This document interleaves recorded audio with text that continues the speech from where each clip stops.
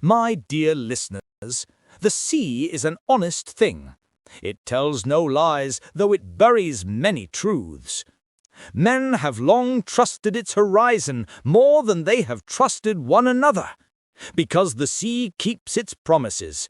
It comes and goes with a faithfulness the human heart so often lacks. Yet even on the most tranquil shore, there is always a secret beneath the surf. In this tale, we meet a man sworn to uphold the law, not in some mighty empire, but in a parish small enough for gossip to travel faster than justice.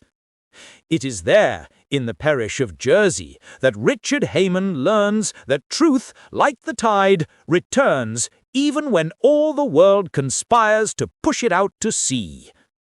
So, before you hear the creak of the boats and the murmur of the waves, remember, a man who serves both law and conscience must sometimes choose between them, and the choice may make him greater than both.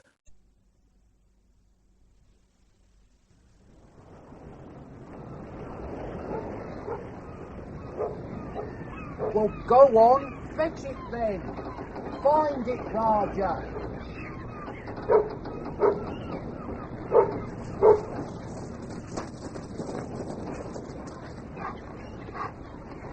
What have you got there? What have you found, eh?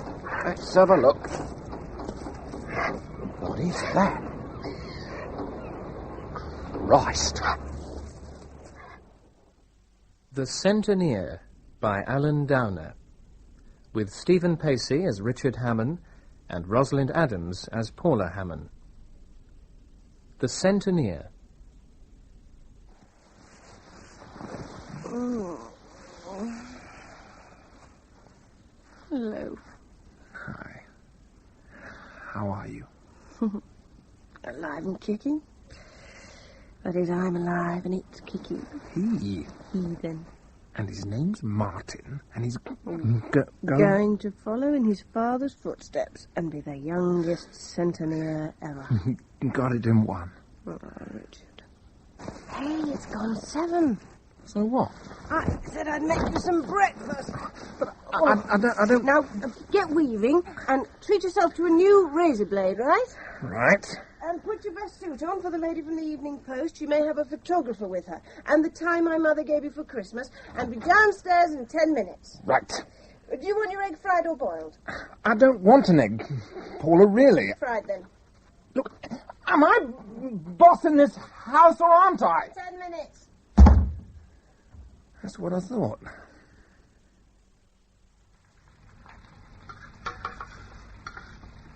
It's ready, darling. I'm here. Let's have a look at you, then. Smashing. You look lovely. Well, sit down, pour yourself a coffee, and get this inside you. Blimey, you have gone to town, haven't you? Bacon, sausage, tomato, egg. Could be the only meal you have all day. Claire says Damien's kept very busy. Well, maybe he is, Paula, but that's in St. Helier. Still the height of the season there. It's the tourist. They park on yellow lines, drive too fast, and generally behave like idiots. Ooh. What? He's kicking again. Knock contractions. I'll tell you when, don't worry. Everything's under control, and Joan's standing by to run me to the hospital at a moment's notice, so don't glower. Oh, sounds like the milkman. Well, it could be Tom. I promised him a lift into town.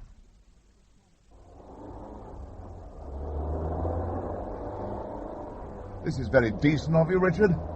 Not at all. Thing was, Joan wanted the car in case the balloon goes up. I suppose that's one way of putting it. Well, you know what I mean. I say, Paula's looking in fine form.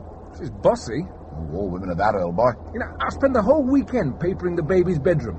We'd agreed not to bother, but Saturday morning, up drives this van with 9 rolls of Snoopy wallpaper, paste and brushes, and all the accessories she'd ordered by phone on Friday.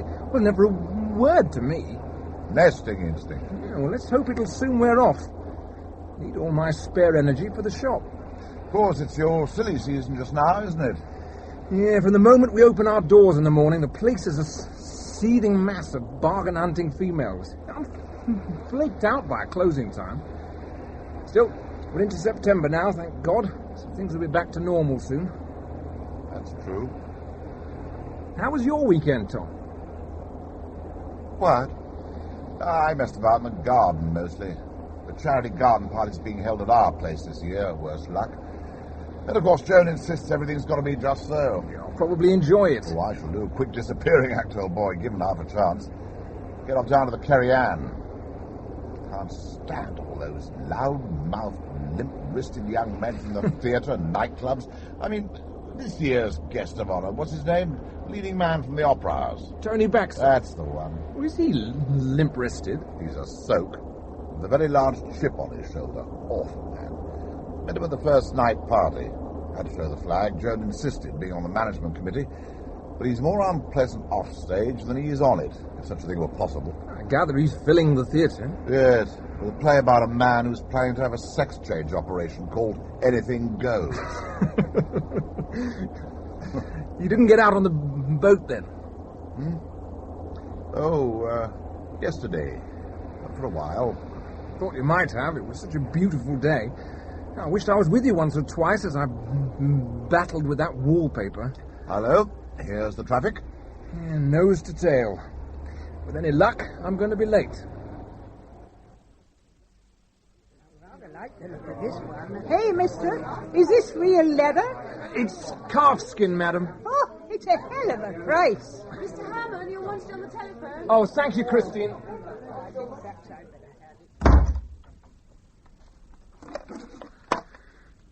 Richard Hammond. Ops room here, Mr. Hammond. Ah, yes. Got you down as duty centenier for St. John this week, sir. Yes, that's right. Well, sorry to have to throw this one at you on a Monday morning, sir, but somebody's found a body at Bon Nuit Bay.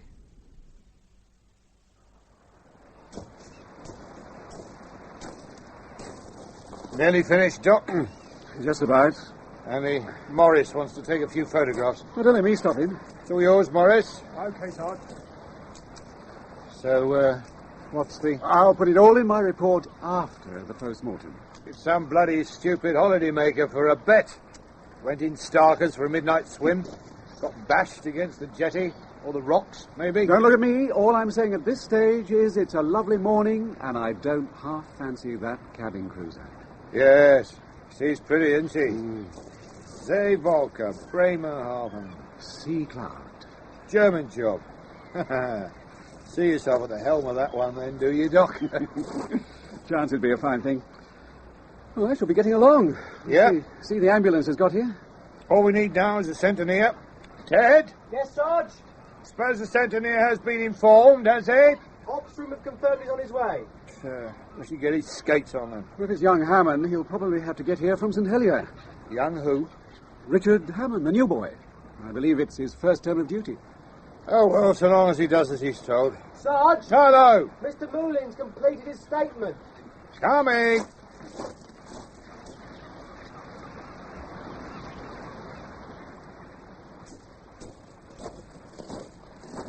Right, now then. This is Mr. Moulin, Sergeant. So you're the gentleman who found the body? That's right. I was walking Raja here. Do it first thing every morning and last thing at night. That's the trouble with large dogs, isn't it? They do need exercise. You didn't recognise the gentleman, I suppose? No, I didn't look all that closely, but no. Gentleman's eager to get off to work, sir, if we finish with him. Then that'll be all for now, Mr. Moulin. Thank you very much for your cooperation. You're more than welcome. Come along, Raja. Listen, Ted. Sarge? Take a butcher's along the beach, will you? Assuming our friend was out for a moonlight frolic, he should have some clothing somewhere. Okay? Charlie? What? Here comes your centenier. Bloody hell. How old is he? Richard's all right. Looks 18, and he's wearing his best suit. You go easy on him. He's a good lad. Morning, Richard. Morning, Doc. Come and meet Charlie Leclerc. Charlie, this is Richard Hammond. Morning, Sergeant. Sorry I'm a bit late. Traffic. I understand we have a dead body on our hands. Over there. How much do we know? Not a lot. Male, I'd say in his early 30s. Excellent physique. Bollock naked. Quite severe wounds to the back of the head. Cause of death? Doc doesn't want to commit Could himself. be that, could be drowning. He'd been in the water. What about foul play? Not ruling it out. More suicide. But for my money, it's a midnight swim that went wrong. Wave caught him, bashed him against the jetty wall. Curtains. Identification? Nothing so far. Sarge? Looks like we're in business.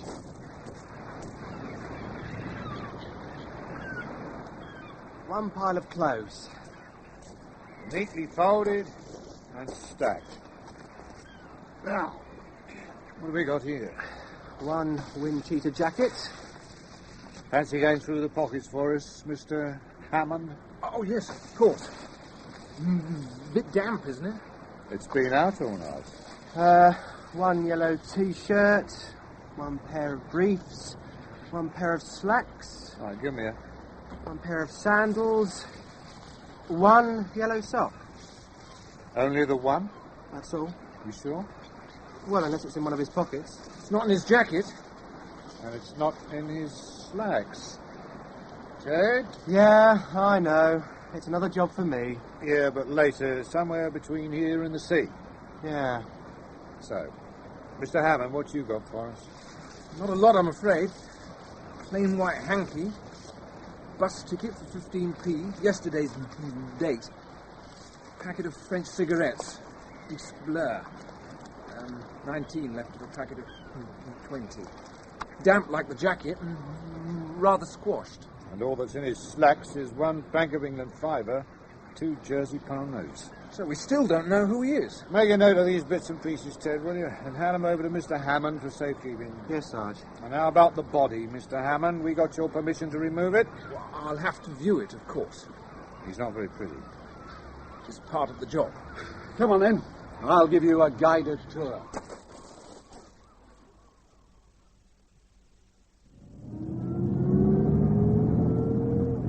Well, Mr. Hammond, how are you feeling now? Bit better, thanks. And it's Richard, please. You had a tough break. Only dead body we've had in months, and it was on your patch on your first morning. There's no excuse for throwing up. Yeah. Takes a while to get case hardened, son. About this missing sock. You did say so earlier, son, didn't you? Please. That's your place in King Street, is it? Hammond's Leather Goods? That's right. Well, it's my father's business, actually. So, what made you stand for Centennier? Frankly, I'm beginning to wonder. Yes.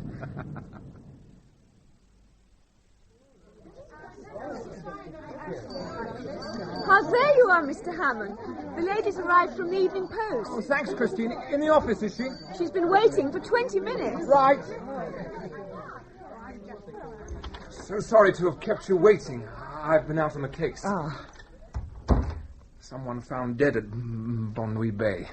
How exciting. Well. Anyway, Miss, Matthews. Rosemary Matthews. Oh. And I'm new to Jersey, so, you know, you'll probably have to bear with me a bit. Now, let's see if I can read my own shorthand. You are the youngest ever centennier in the history of the island. The youngest on record, anyway. And how old are you? 28. You have to be over 20 and under 67. Uh-huh. Most candidates tend to be in their 40s and 50s. Candidates? You have to be elected. Fascinating. Who by? The voters in your parish. In my case, the parish of St. John. I see.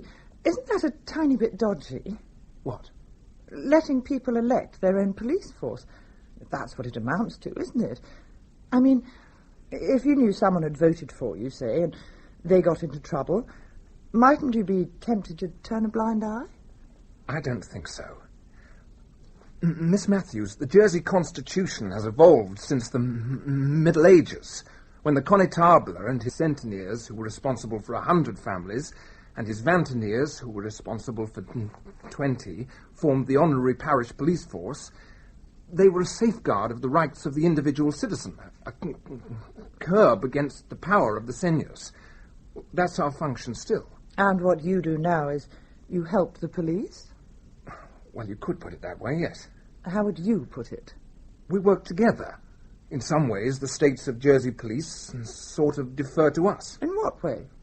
Well, only centenniers, and the Connétable, of course, he's the number one in the parish, only centenniers have the right of search or of granting bail or of formally charging any person with an offence. Don't they mind? The proper police, I mean. You being sort of over them like that? I know I would. We're not over them exactly. Do you have any training at all? We have to know about the law. Mr. Hammond, it does seem awfully dodgy. I'm not responsible for the system, Miss Matthews. No, but you're happy enough to perpetuate it. Yes, I am. Why? I mean, you're not paid. Must take up a lot of your time. It's an honour. And? It's a way of serving the community. And? You're the one with all the attitudes, Miss Matthews. Why don't you tell me?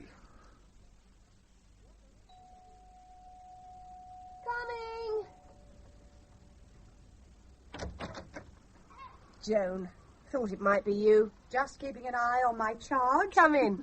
Well, just for a moment. I take it nothing started. Not a twinge. Come on through. Like some coffee? Yes, please.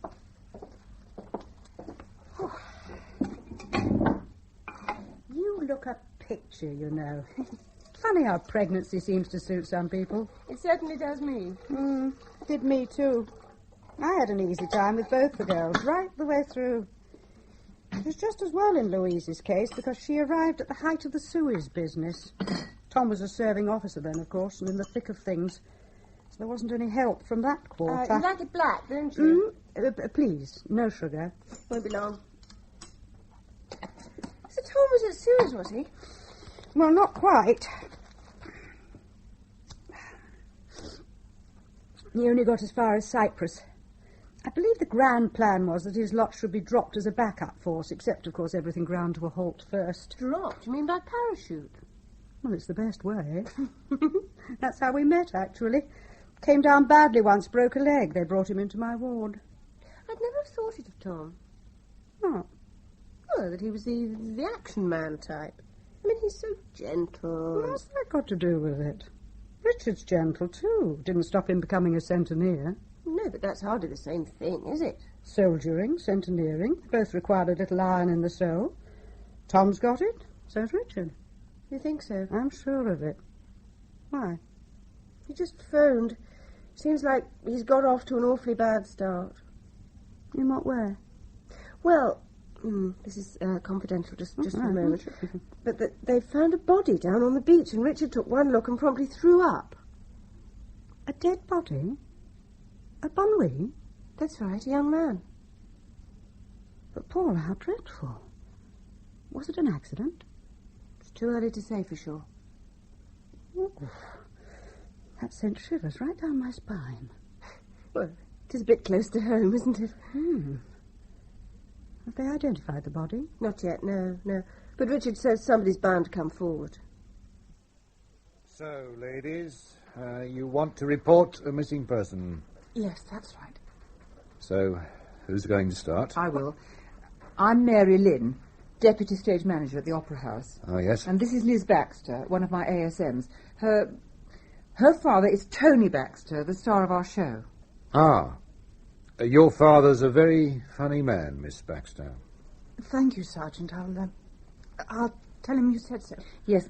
Anyway, about our company manager... His name's Bruce Welland. He failed to put in an appearance at the theatre And he this didn't go home to his digs last night. I rang his landlady. Miss Baxter here is concerned that something may have happened to him. Yes, I see.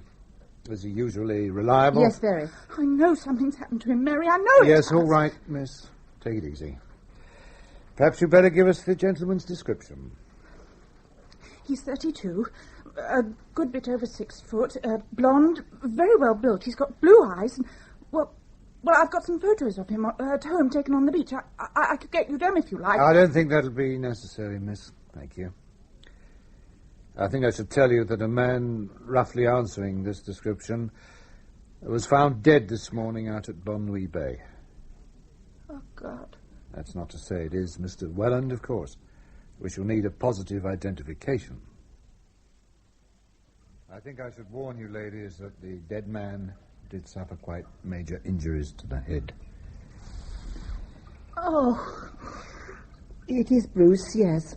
I knew it would be. There, I've got you. Come on, Liz. He did love me, I know he did. Yes, of course. Of course he did. Come on. It's time to go home now. One more question, Miss Lynn. Do you happen to have his address? Yes, he was in digs at 18 Wellington Street. The landlady's name is Haley. He only really slept here, that's all. And he didn't do that all the time, if you take my meaning. This how he left it? Oh, well, I've had to tidy round. So it wasn't unusual, him not coming home at night? Oh, he was a full-grown man, dear. And spunky. No note anywhere then, Richard? Not that I can see, no. When did you last see him, Mrs. Haley? I last saw him Saturday, midday, before he left for the matinee. He came in my kitchen for his yoghurt. I used to keep it in the fridge for him. Did he have many visitors, Mrs. Haley? Oh, none at all, except for young Sophie along the passage. They were friendly, well, you know. Sophie? Sophie Lyons works nights as an usherette at the theatre. It was her got him in here, in fact. Seems he wasn't happy where he was before. What about phone calls? Only from the theatre. Couldn't help overhearing. He took 'em in the hall. Right, well then, thank you, Mrs. Haley. You've been very helpful. Happy to oblige, dear, I'm sure. Yeah. Is it all right if I finish off his yoghurts? Well, they'll only go funny, won't they?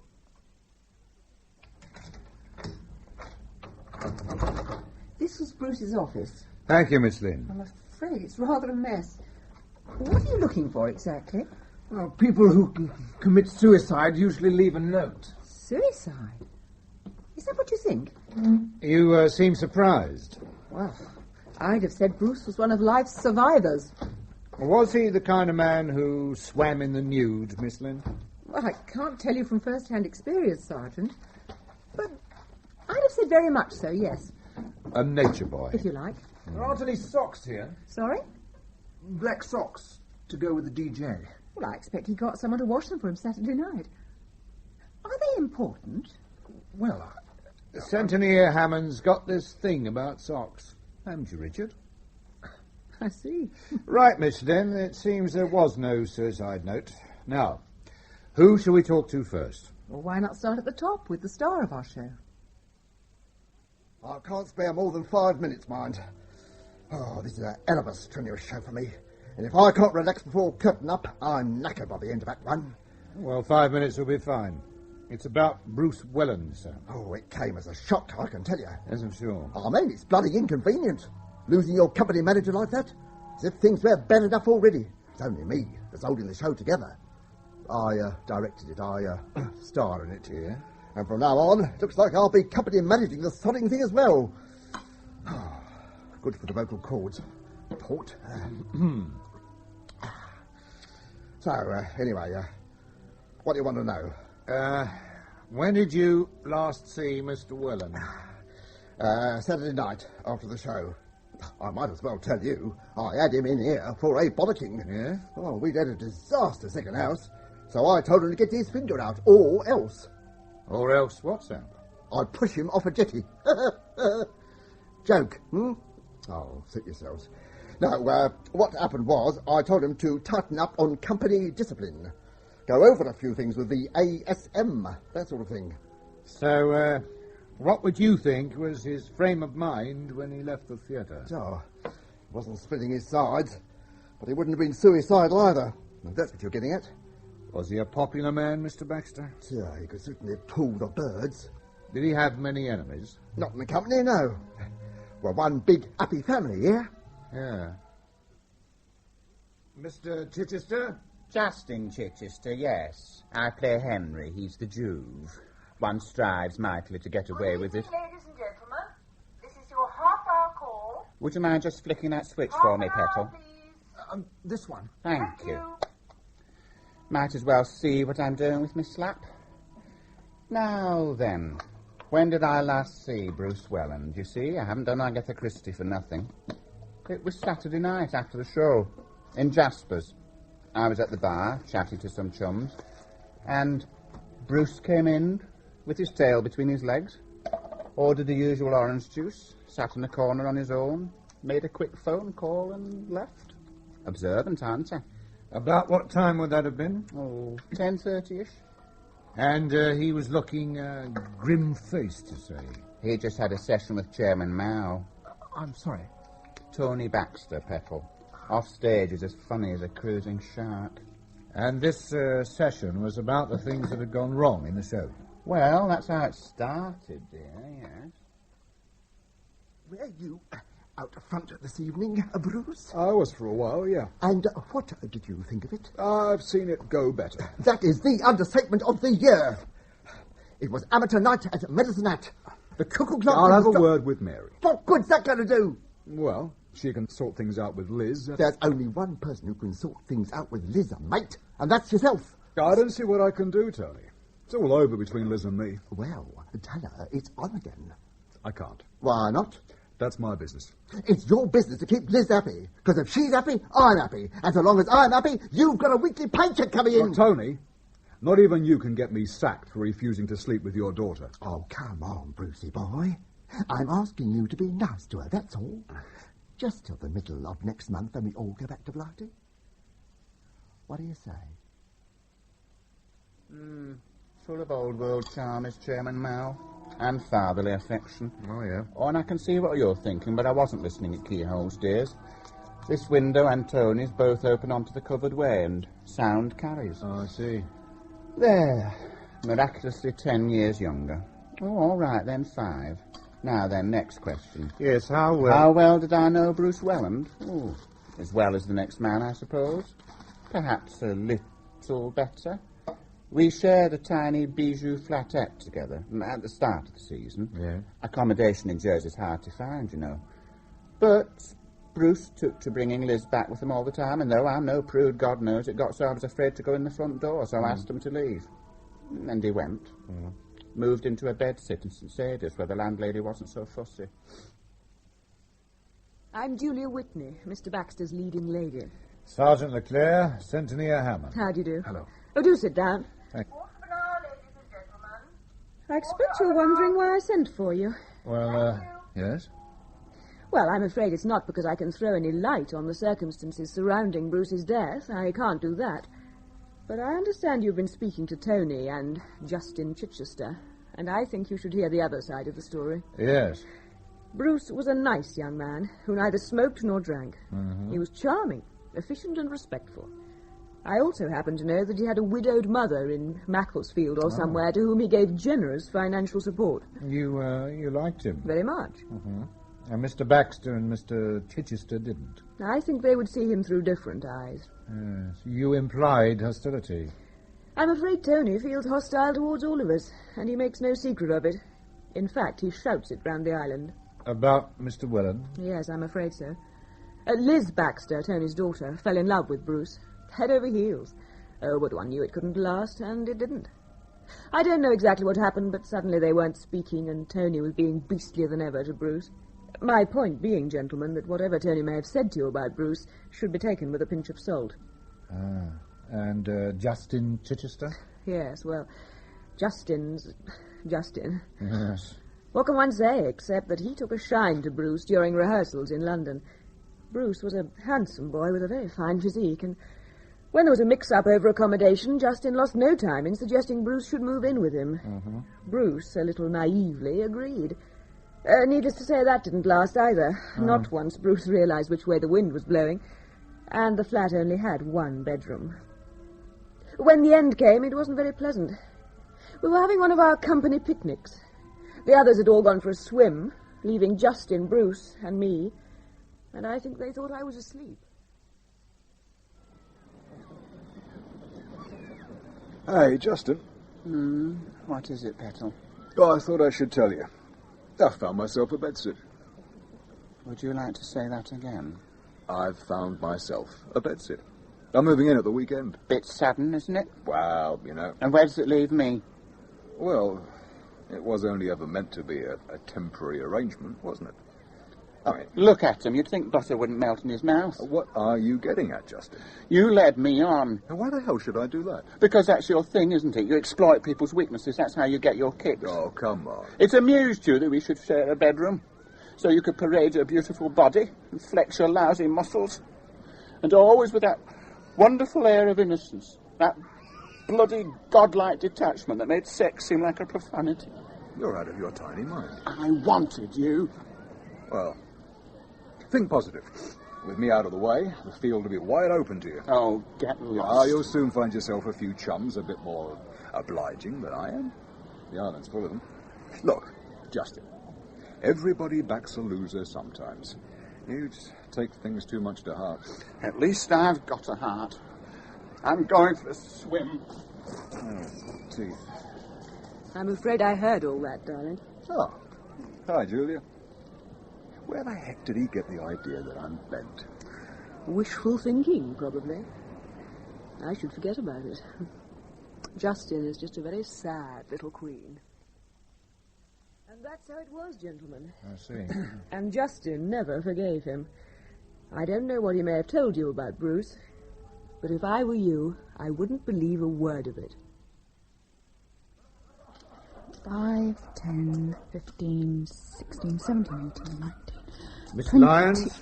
Oh, go away. Can't you see I'm counting? Detective Sergeant Leclerc, Miss, States of Jersey Police. And this is Centimere Hammond. How do you do? Hi. We'd like to ask you some questions. Yeah, well, don't be too long. I haven't totted up my programme money yet, and I've got to get the ice cream ready by the interval. I understand you were friendly with Mr. Welland. Oh, we shared the same digs. And when did you last see him?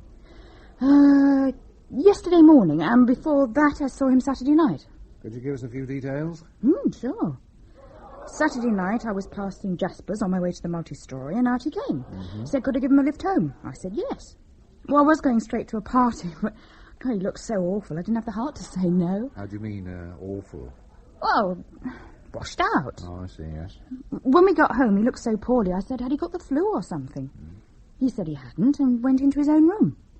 Well, I did it for a minute, and then I went in after him. He'd already started undressing.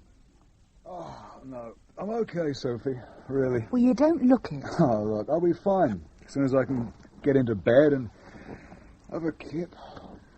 Well, I'll stop if you like. Oh, there's no need. No, it's just been one of those days, that's all. I know what you mean. I have them all the time. Whatever I do at the moment seems to come out all wrong. Oh, God, you're beautiful. Definitely not tonight, Josephine. If I just snuggled in beside you. You've got a party to go to. I'll be all right. Go on. Well, I'll tuck you in then. Well, there's no harm in that, is there? Thanks, Sophie. Any time. Sleep tight. Yeah. So I picked up his clothes and put them over the chair, and I tiptoed off to my party. How would you describe your relationship with Bruce Welland? Well, who wants to sleep alone? You say you saw him again yesterday? Yeah. I was just leaving the digs when Bruce came out. Large as life and twice as handsome. I said, you've got a date, haven't you? He gave a little wink. Yeah. Drove him into town and dropped him off here at the theatre. Do you remember how he was dressed? Let me think. Yeah, wind-sheeted jacket, yellow T-shirt, and slacks. Socks. Blimey, all right. I've got no idea. Is it important? We'd like to explore all avenues. Oh. About this date, Miss Lyons, you've no idea who he was seeing or where? Oh, I haven't a clue. All I know is, he was happy. Yeah. Now, is that it?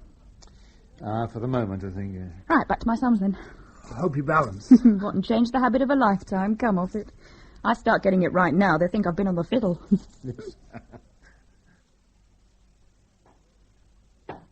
Andreas Wolf, stage carpenter. You're from Germany? From Hamburg, yes. I'm here for the summer only. I start at university next year. Mr. Wolf, Miss Lynn tells us you have some information regarding Bruce Welland. I saw him yesterday. And what were the circumstances? In the morning I came here to the theatre.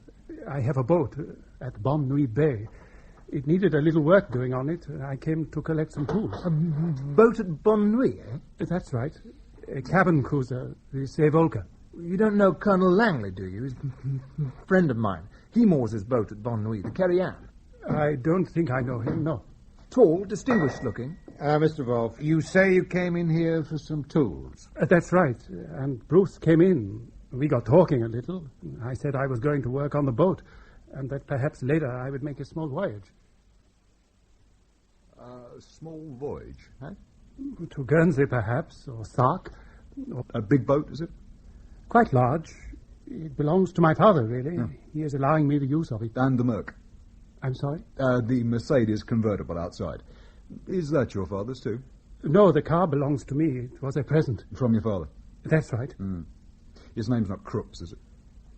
Listen, it's been nice talking to you, but... where are you going? The boat is moored at Bon Nuit. I'll bum a lift then. I've got a date out that way. I could walk it, but I'd rather conserve my energy, if you know what I mean. I'm leaving now. Say the word, comrade, and I'm right behind you. So I drove him. To Bon Nuit Bay? Yes, that's right. And when you got there? I went to the boat. And Welland? He watched me for a while from further up the beach. He seemed in no great hurry for his date. Later I looked and he was gone. Gone? When the tide came in, I went home. That was the last I saw of him. How would you describe his frame of mind that morning? I don't know. He seemed edgy, excited. I expect it was because of his date. A special date? I think so. That's how he made it sound. But I don't know why. I think Bruce Welland was having dates all the time. So, what did you make of all that? It was useful. At least now we know a bit more about the dead man. Yeah, you mean like he was a randy fitness freak who sent money home to his mother? We know he was a non-smoker. So? There was a packet of fags in his windsheet pocket. Well... It's a loose end. Richard, life is full of loose ends. Even non-smokers sometimes fancy a fag. And how did he light it, Charlie? By rubbing two Boy Scouts together? He bummed a match off somebody. Okay. But why did he have a bus ticket in his pocket when Wolf gave him a lift to Bon Nuit? I don't know. And what about that sock? I don't know, Richard. All I know is it's been a long day.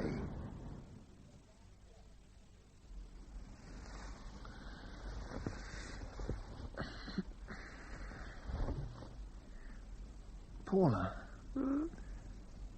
how does one lose a sock? Easy. You leave it in the tumble dryer. Now go to sleep. On a beach. You decide to go in for a midnight bathe. Oh, yeah. You take your clothes off, fold them up in a pile, and lay a wind-sheeted jacket over the top to protect them from the elements. The following morning, one of your socks is missing. Where did it go? Tide washed it away? Well, leaving the rest of your clothes untouched, folded and dry.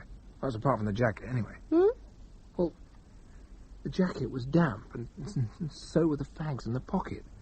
Everything else was dry. Tricky, isn't it? Unless he... Well, we are talking about this chap Welland, aren't we? Unless he got out of his clothes, noticed how fast the tide was coming in. Ah, that's if it was coming in. It was. Full tide was at midnight. Yeah, and carried them further up the beach. What, dropping a sock on the way? Yeah, and then it got washed out to sea.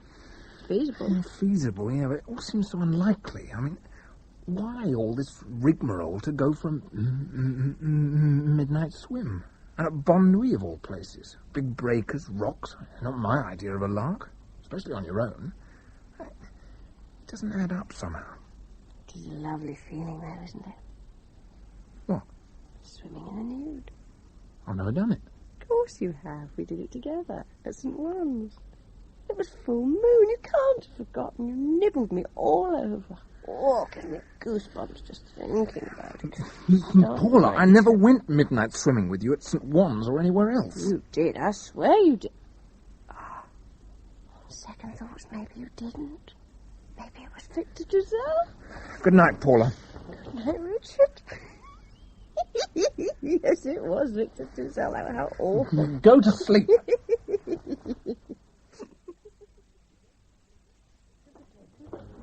Thanks for coming over so promptly, Richard. It's better than trying to sell handbags to a horde of howling women. Yes, I believe you. This way. Where are we going, Charlie? Inspector Wazner's office. Case has been referred to him. Moving up in the world, are we? Yes. Here we are. It's me, Gov. Oh, yes, Charlie. Come on in. And this is Centennial Hammond. Hello, Richard. Oh, Richard and I are old mates, aren't we? Where was it we met? The multiple sclerosis do? Oxford? You were with Tom and Joan Langley, I remember. Yes. Yes, of course. Must have been Oxfam. My wife and I get roped in occasionally. Anyway, Richard, do sit down. Thank you. Charlie here tells me you've been immensely helpful on this Welland case. I've tagged along, that's all. Well, now, listen, Richard.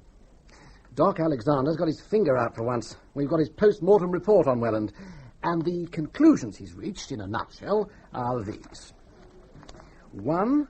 The blow to the head was sufficient to cause loss of consciousness, but would not in itself have proved fatal. 2. The presence of seawater in the lungs indicates death by drowning. 3. Time of death between 10:30 p.m. Sunday and 12:30 a.m. Monday. And the conclusion that Charlie and I draw from all this is that Welland, who was a known fitness fanatic, went for a midnight swim, misjudged the strength of the tide, got thrown against the rocks or jetty, lost consciousness, and drowned.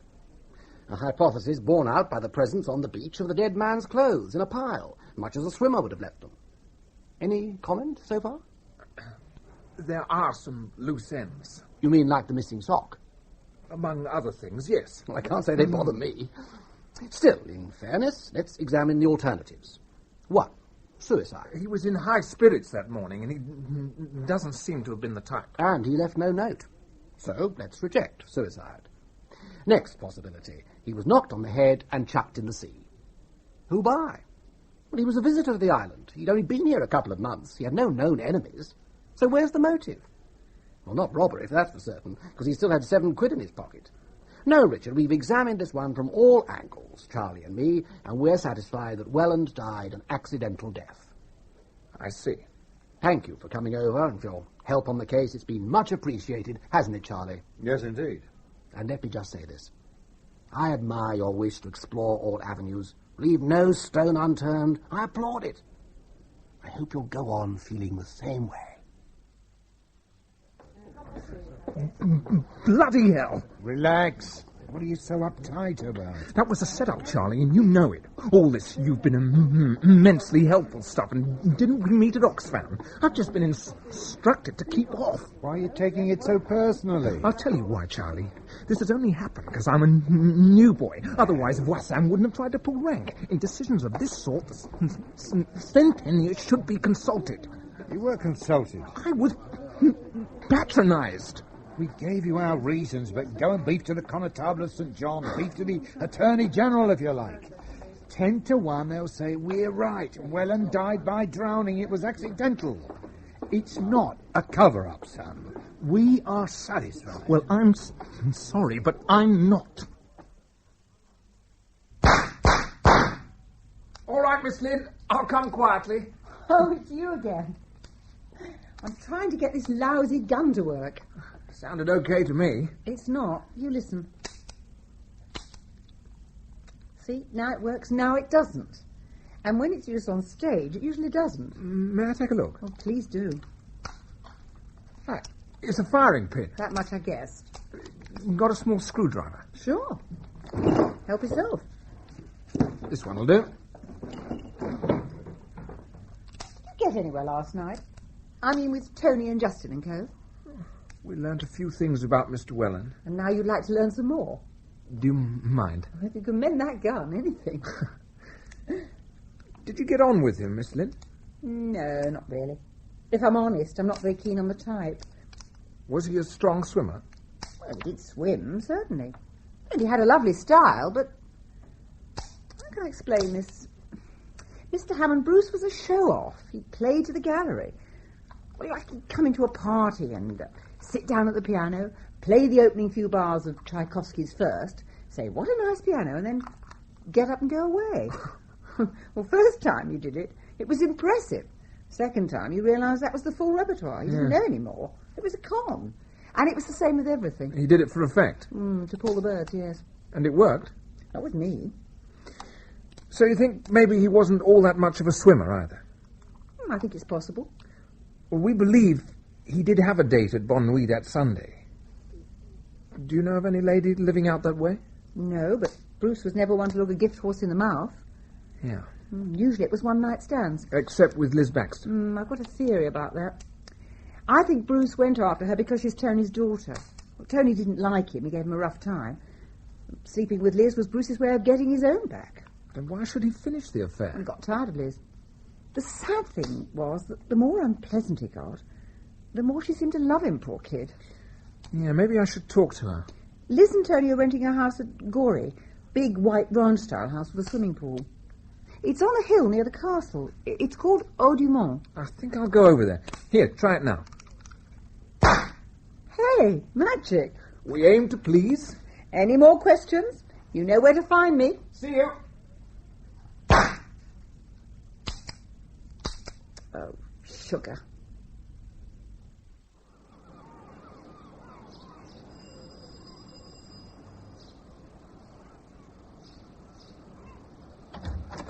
Morning, Mr. Baxter. Oh, good. What the hell do you want? I hope I haven't got you out of bed or anything. Listen, Sonny, I was up at 7:30. I jogged 3 miles before breakfast. Oh. Well, shut the door behind you. Yes, right.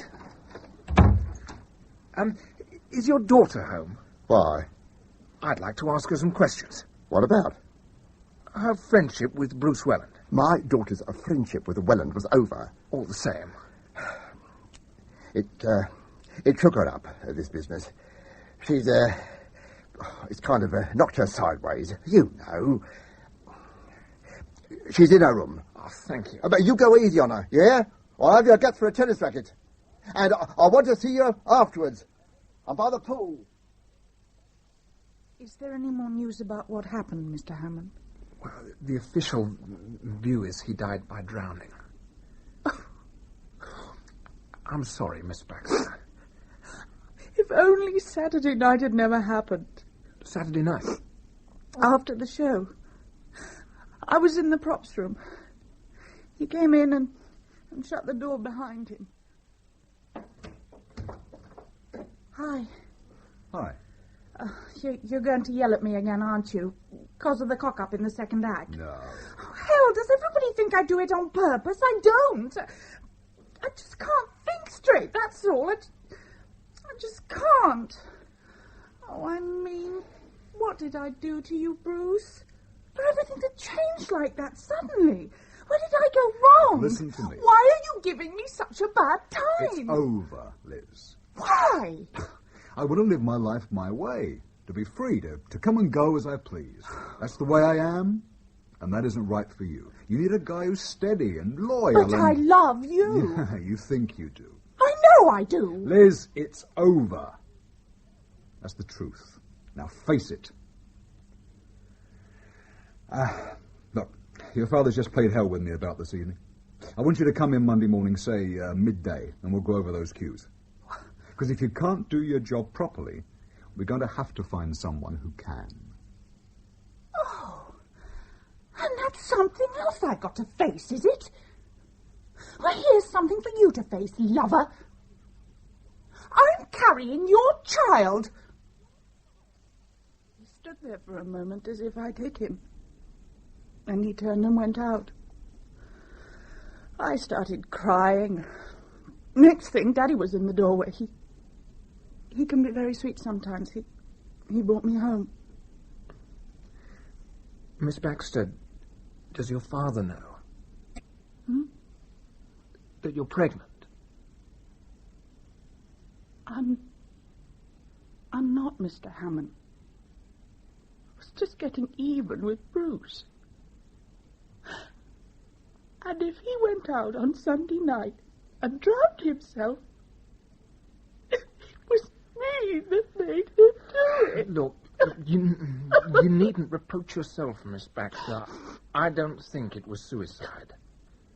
Well, what then? Not murder. But who'd want to murder Bruce? Oh, Richard. Very upset. They had a row on Saturday night. Yes. No. Do you know what it was about? She wouldn't accept it was over. Well, that's Lizzie's story. She told me on the way home. Well, what's all this got to do with... I'm trying to piece together Welland's movements on Sunday. Liz didn't see him on Sunday. She never left the house. Yes, she said. Oh, just for the record, Mr. Baxter, how about you? What were you doing on Sunday? If you want to know, Sonny, I had some friends in for a drink, and any one of them can confirm that. Don't forget to close the door behind you. Now, listen, Charlie, Richard. I don't care what you say. Bruce Welland was murdered. Who says? I do. There's no evidence. Isn't there? Maybe we've been looking in the wrong place. Convince me. I'll try. Let's start by examining your hypothesis that he went for a midnight swim. Yes, I'm listening. Yeah, have you ever been for a midnight swim, Charlie? In my time. Yeah, you'd agree that one of the charms of a midnight swim is the presence of a member of the opposite sex. But Welland was a nature boy, remember? He was also a show-off, a man who did things for effect. So, for the sake of argument, maybe he was not alone. You mean maybe he was still in the company of the lady he dated that afternoon? Yes, if you like. So why hasn't she come forward? You tell me. All right. She might be a married lady or a girl whose parents might disapprove. Welland was pretty unforthcoming about the lady's identity when he spoke to Sophie Lyons, so he might have been keeping a secret. Yes. Also, he seems to have been unusually excited at the prospect of dating this lady for a man who was sleeping with ladies all the time. Perhaps what excited him was the clandestine nature of the relationship. It gave him extra kicks. Yes, I'll buy that. Good. Then maybe you'll also buy the fact that the lady's husband or father had a motive for murder. Shall I go on? Be my guest. The lady met Welland somewhere near Bonneuil. She came by bus from, I don't know, somewhere like Haute-Croix because she had a bus ticket for 15p. Yes. And this found its way, along with the lady's cigarettes, into Welland's pockets, right? Right. Anyway, they had their resignation, and they may or may not have had their swim. I personally doubt it, because I think she caught the last bus out of Bonneuil that night, returning home the same way she'd come. And Welland hung about on the beach till she was well clear, because the last thing they wanted was to be seen together. And this is where the jealous husband comes in. That's right. He either followed his wife to Bonneuil or somehow got wind of her assignation. And after her departure, he struck Welland a blow on the head, undressed him, and chucked him in the water. The assailant watches him drown, or maybe he even holds him underwater. Then he takes his clothes and folds them up, puts them in a tidy pile on the beach. A cool customer. Yes, indeed, but it was at this point that he started making mistakes. You mean like dropping the sock? Well, that was only one of them. The other was making a tidy pile of the clothes. Because Welland wasn't a tidy sort of person. Remember his office at the theatre? Yes. And remember what Sophie Lyons said about Saturday night. What? She said she watched him getting into bed, and then she picked up his clothes. And put them over the chair, yes. Right, well, Welland didn't care about clothes. Anyway, back to the facts. When we found them, the clothes were dry, but the jacket was wet. Why? Morning dew. Morning dew wouldn't have squashed those cigarettes. Well, what then? Just suppose the assailant noticed that some blood had dripped from the head wound onto the windsheet jacket. Yes.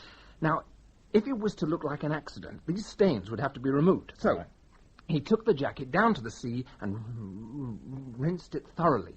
But I wonder if he rinsed it thoroughly enough. How do you mean? Well, there could still be traces of blood on it. Then you've got your evidence. Charlie, all I'm asking is that we should at least examine the possibilities. What do you want me to do? I don't know, pull a string or two and get some forensic tests done on the jacket. Well, on one condition. I give you my word. If there's no blood on the jacket, the case is closed. I'm on my way. And what about you? I've got to make a few more inquiries. Where? His digs first, then the theatre. Well, I'll give you a lift. Come on. What exactly is it you're looking for this time, Mr. Hammond? A diary of some sort. Desk diary, pocket diary. Any idea if you kept one? Sorry, I haven't. Do you mind if I look around? Well, who's to mind? It was Bruce's office. Want me to hang around, or would you rather be alone? I'd be grateful if you stayed. Okay. Just come from Mrs. Haley's. Oh, on the same errand? Yeah, I drew a blank there. She packed his stuff into a couple of suitcases. There was a vacancy sign in the window. Life goes on. I suppose so. Hang on. Found something? On this clipboard, phone numbers.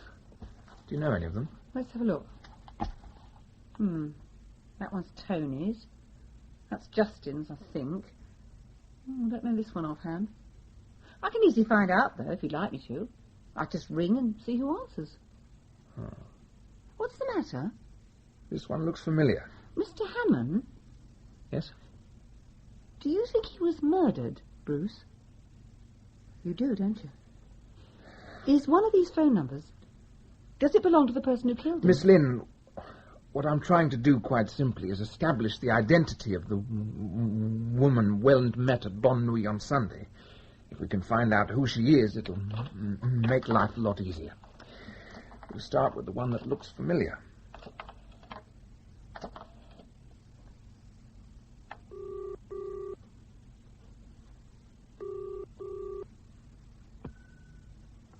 Hello? Colonel Langley? Hello? So it was Tom. What about it? Richard, you're surely not suggesting that Tom had anything to do with it. You must be out of your mind. Why must I, Paula? Because we know the Langleys. What difference does that make? Sweetheart, Joan is a member of the theatre management committee. I know that. Look, she knew Welland. He had her phone number. She lives at Bonne Nuit. She smokes the same brand of cigarettes as we found in Welland's jacket. So what? This is ridiculous.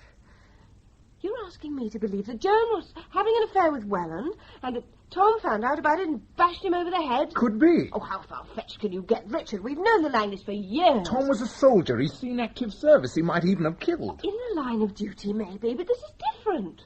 It's not Tom at all, nor Joan. If Joan had been with Welland that day, she'd have come forward and said so. Would she?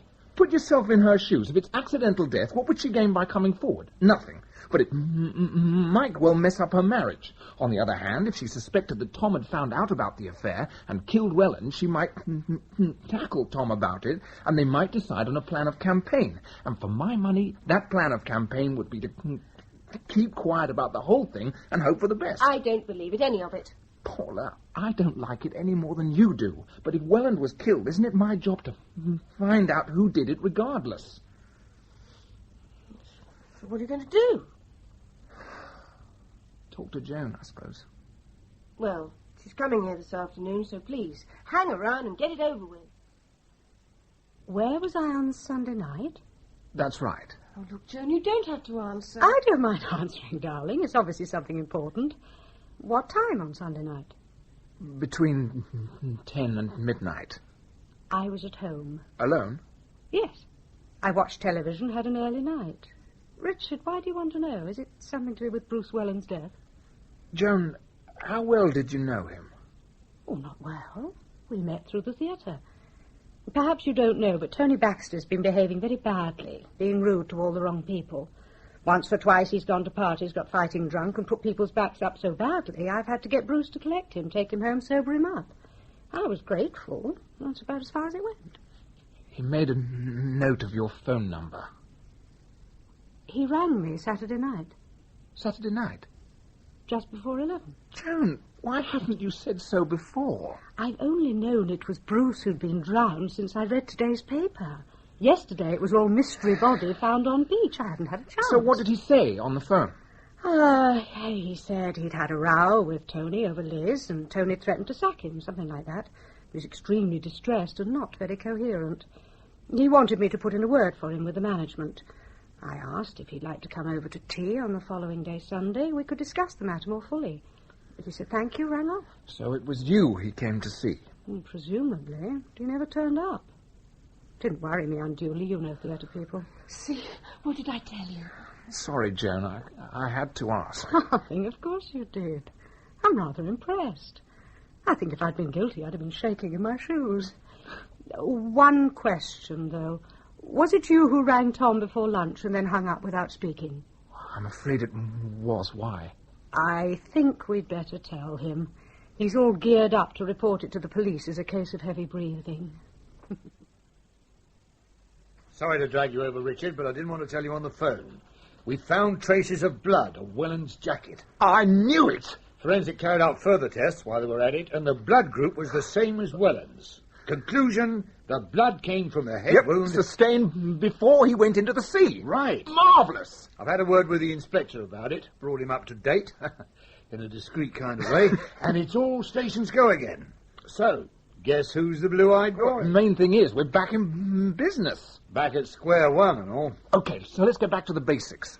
Well, like what? Well, the bus ticket. We've been assuming it belonged to the lady friend, but that doesn't hold good any longer. He was going to see Joan Langley. Well, it wasn't Welland's. The German gave him a lift. He says he did. And why shouldn't we believe him? Well, at the moment, that ticket's the only lead we've got. Wolf could have dropped him off at Haute Croix for some reason and driven on alone. That's not what he said. Why should he lie? Maybe we should ask him. I gave him a lift, yes, I told you. All the way to Bonnuy? Yes, why do you ask? You're quite sure about that? You see, there was a bus ticket in Welland's pocket, Route 5, Sunday's date. We've now established it was issued at Haute Croix. If you gave him a lift all the way to Bonnuy, we can't quite see how he came by the ticket. You're right, I did drop him off at Haute Croix. May we ask why? He was being somewhat unpleasant. In what way? About the German occupation of Jersey in the war. He seemed to think somehow it was my responsibility.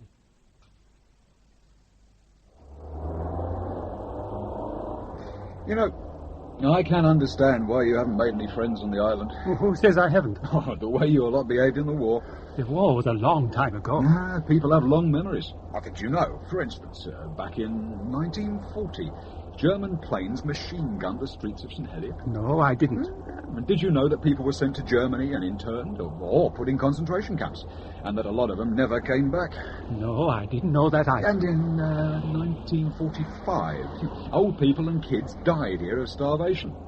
Have you seen the German military underground hospital here? No. Oh, you should. It's an eye-opener.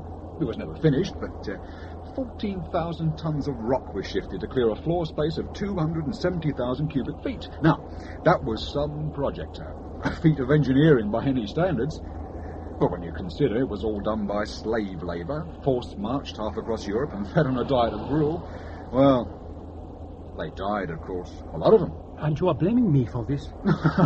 Just reminding you, that's all, of how you came by this Merc and your cabin cruiser. Why are we stopping? Bruce, I am 20. I was born in 1961. My father was a boy in the war. He too knew starvation. He too grew up in an occupied country, and he hates no one because of this. And I hate no one, and I don't feel guilty, and I am not going to feel guilty, because I had no part in any of it. Now, please get out of the car. Hey? You are entitled to your opinions, but I don't have to sit and listen to them.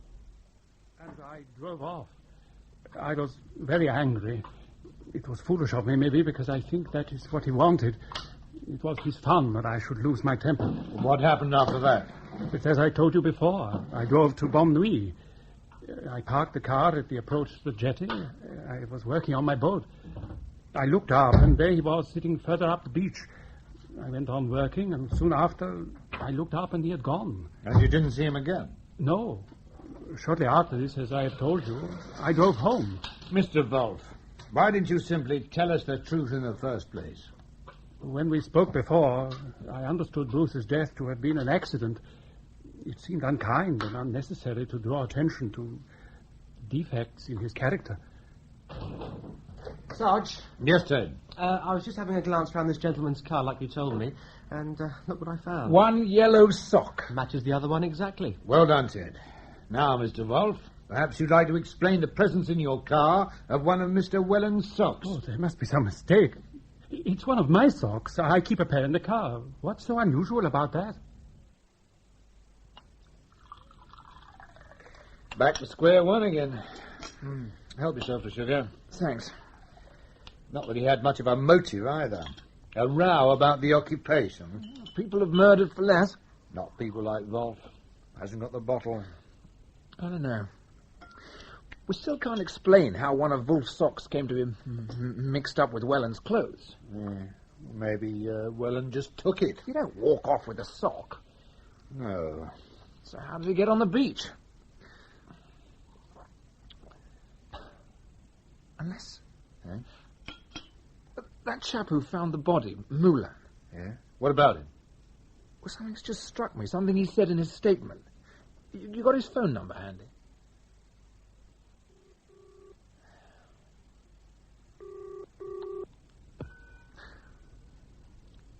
Moulin? Mr. Moulin, Centre near Hammond here. It's in connection with your statement of Monday morning. Oh, yes. I wonder if you can help me. Well, I'll do my best. Well, in your statement, you say you're in the habit of walking your dog morning and night. Yes, that's right. Tell me, do you always take him down to the beach? Well, more often than not, yes, I do. And did you do so on Sunday night? Yes, I did. And about what time would that have been? 11:30, maybe? About the time we believe the murder was committed. Mr. Moulin, did you see anybody around that night? Anybody at all? I don't think so. The place was usually pretty deserted at that time. Or sometimes one comes across the odd courting couple, you know, but... just a second. Yes, there was something. And not suspicious or anything, but... Go on. Well, there was a car parked on the jetty. And as I passed, I got the impression there was somebody in it. I heard what sounded like a woman's voice. I assumed it was a necking session, something like that. You saw two people? I got the impression there were two. Is that helpful? Well, I suppose you don't remember anything about the car. Yes, I do now, come to think of it. It was a rather flash convertible job. White, with the hood up. Make? Well, say, it was a Mercedes. It had a D plate on it anyway, I remember that. Thanks, Mr. Moulin. I think we got him. In your statement, Mr. Wolf... Yes? In your statement, you say that on the day in question, you worked on your boat at Bonwy Bay, and then after lunch, you went home. Yes, that's right. About what time would that have been? 2:30, perhaps, or maybe a little earlier. And you drove straight home? Yes, I did. You didn't, by chance, return to Bonwy Bay? No. You drive a Mercedes convertible? Yes. A white one? Yes. Would you say there were many like it on the island? I don't know. I doubt it. 2 or 3. Mr. Wolf, a car similar to yours, bearing a D plate, was seen parked on the jetty at Bonwy Bay at about 11:30 on Sunday night. I was at home. The sock, Mr. Wolf. No, I told you, I can't explain that sock. I should have a little think about it, Mr. Wolf. It's about time you started telling us the truth. I can't. I can't. Garden's looking lovely, Tom.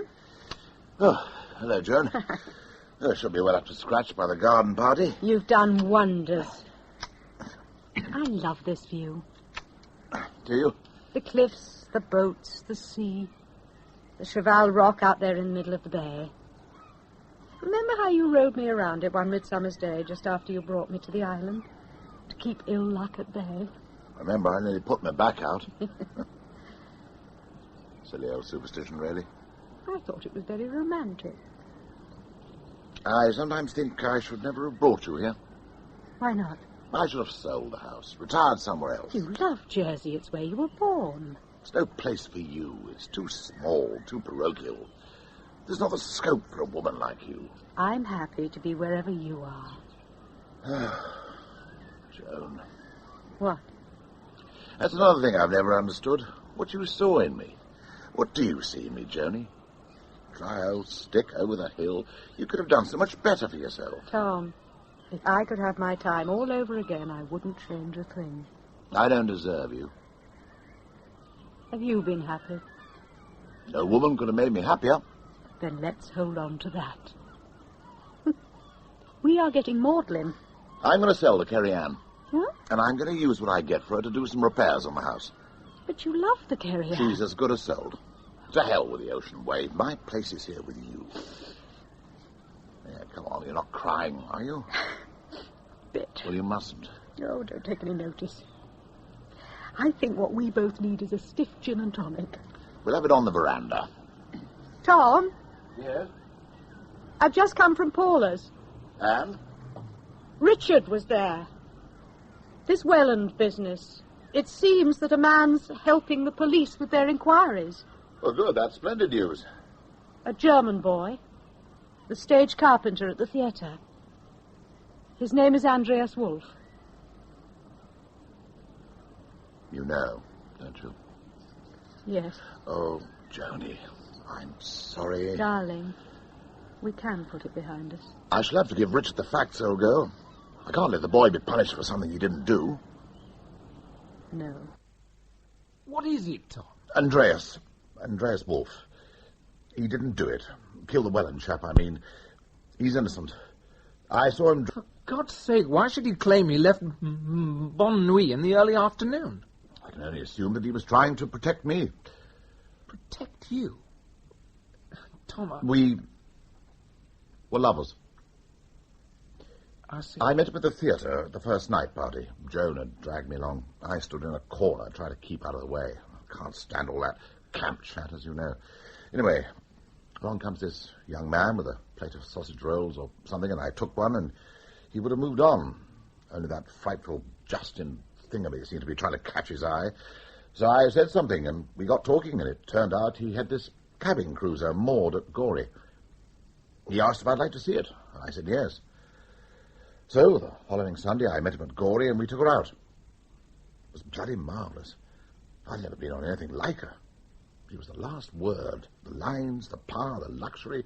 She had every damn mod con you could think of. Oh, I fell in love with her straight away. Not long after, I fell in love with her owner. Sorry, but there it is. If I'd had the sense, I'd have stopped it there and then, and no harm done. But one morning, I looked out of the bedroom window, and there was the Sea Volker at anchor in Bonne Nuit Bay. I went straight down. Andreas was waiting for me. All smiles. I wanted to surprise you. Come on. Come for a sail. It's a marvellous morning. Not a cloud in the sky. The sea was calm and golden in the sunshine. Andreas took her out a few miles and we anchored. He stripped off and dived over the side. I watched him sport in the water like a dolphin. And then he disappeared, dived under and stayed under for what seemed ages. Christ, I thought he's never going to come up. I called him. Andreas! Andreas, for God's sake, Andreas! It was the first time I'd ever used his name. Christ, I thought, don't let him be drowned. And then, there he was again. Do you think I had drowned, Tom? Tom, are you all right? He came aboard. Are you all right? And I took him in my arms. Because, for a moment, it had seemed I'd lost him. It was a joke. I meant it as a joke. I'm sorry. We were discreet. Andreas took a permanent mooring at Bonne Nuit, and 2 or 3 times a week he would take Sea Volker out, and I'd take out the Kerry Ann, and we'd anchor somewhere, and I'd go aboard. That's what we planned to do on Sunday. But I couldn't start the Kerry Ann's motor, so for once we thought we'd risk it and go out on the Sea Volker together on the afternoon tide. We didn't get back till after midnight. Why couldn't he have said all that? Hell, Tom, all he had to say was you'd been out on the boat with him. What's wrong with that? Fact is, though, he didn't. No. You're prepared to make a statement that you were together. I've got much choice. What about Joan? She knows. Seems she's known for some time. She's prepared to stand by me if it all comes out. I can't keep it under wraps, Tom. I realize that. The police will have to be informed. Yes. Well, I'll be on my way then. No fool like an old fool, is there?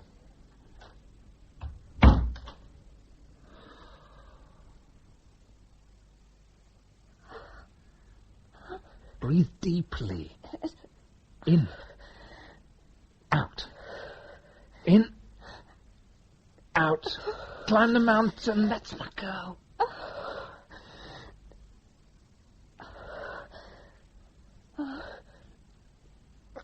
Oh, that's better. Yeah. Oh. They're coming regularly now and strong. Wish I could help. Oh, you're helping just being here, darling. What's latest? Oh, we've released the German boy. And Tom? We're going to keep it quiet. Oh, thank God. Poor Tom. Poor Joan. Yeah. You wouldn't wet my lips for me, would you? There's a little sponge there somewhere. Joan thinks of everything. She was marvellous, you know. She practically carried me to the car. There. How's that? Ah, smashing. Thanks. Where's she now? Joan, in reception. Says she'll stay till it's all over. She's marvellous. Yeah, I think she'd rather be here than at home, with Tom just sitting there, refusing even to catch her eye. Christ, why didn't I leave well alone? Why didn't I say to Boysen, okay, it was an accident? What was I trying to prove? Oh, Richard. I'll call the nurse. Richard, no. What? Richard. What? Never really cared much for Victor Touzel. He had the most awful acne.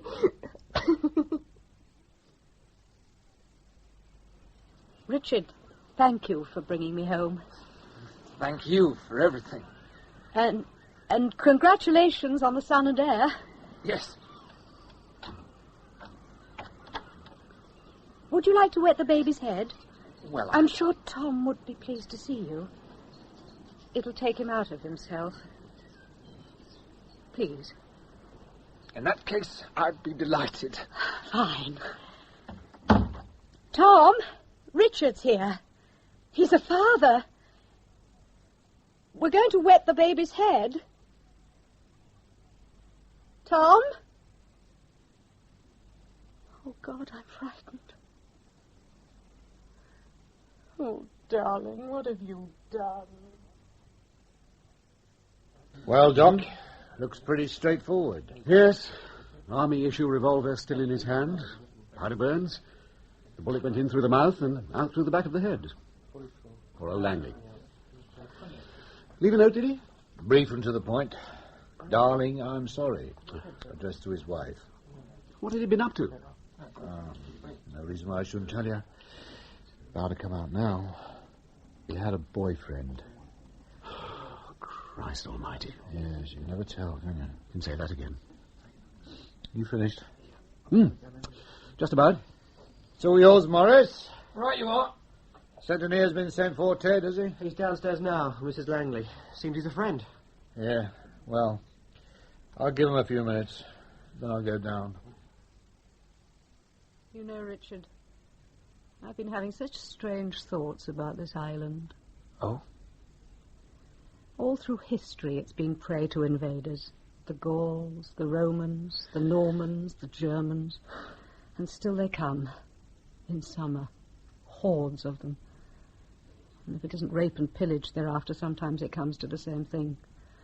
Wild, young, uninhibited people looking for a good time, out for what they can get. Yeah. And in autumn they sail away again, caring nothing for the damage they've done and the upheavals they leave in their wake. Oh, you mean like Andreas Wolff? He wasn't the first, you know, with Tom. Last year it was Ian. He was doing a vac job. The year before it was Kevin, a locum vet. It was the same every summer. I learned to make the best of things and prayed that no one would find out. But this year, someone did. Bruce Welland. Yes. Bruce made a pass at me at the first night party. I was amused and a little flattered, but I told him not to be silly. Then Andreas happened. I was low and angry. I turned to Bruce for consolation. If Tom was having fun, why shouldn't I? We started meeting in secret. While he was with me, Bruce made me feel like the only woman in the world. As I told you, he rang me late on Saturday night. Asked to see me Sunday, said it was very urgent. I told him to wait on the beach, and when Tom left, I'd draw the bedroom curtains. Eh? We used that as a signal. We made love. He was more attentive than ever. He even brought me some cigarettes. There you go, Princess. Thank you. Beautiful lady. You are the most beautiful lady on the island, you know that. You've got class. I wanted you the first time I saw you. At that party. You were so cool, so together. Gorgeous. Bruce, I said, that one's for me. What's funny? I'm a middle-aged woman with a big bum and stretch marks. What are you after? I've got Liz Baxter pregnant. Oh, Bruce. She told me last night. It's her own stupid fault. But I'm not going to take any chances with her father. So, I need £250, like yesterday. I haven't got that kind of money. Oh, come on. We live off Tom's pension. Go on, ask him. He'll give it to you. Bruce, if you want to get an abortion for Liz Baxter, you can pay for it yourself. You're jealous, are you? Don't be ridiculous. Did you think you were the only one? Stop it. Please. Of course, I didn't think I was the only one. I know you better than that. I did think you cared something for me. What you're saying now makes everything seem sordid. I tell you what is sordid. Your other half and that German kid. Didn't you know? They're out there now. I was on the beach when they met, keeping well out of sight. But I saw them. They were so randy they could hardly wait. And what's the betting? They're at it now, like knives. I'd like you to go now. £250. Let's call it a fee for services rendered. No. Then I'll put it about. It's not going to do much for the Colonel's reputation, is it? Or you're standing on the island. I'll count to 3, and then I'll ring the police. I said you got style, didn't I? Listen, Joan. I've got to have that money. Now, why not be reasonable? If you won't go to the Colonel and ask for it, I'll have to ask for it myself. It's no problem. Think about it. I'll be down on the beach.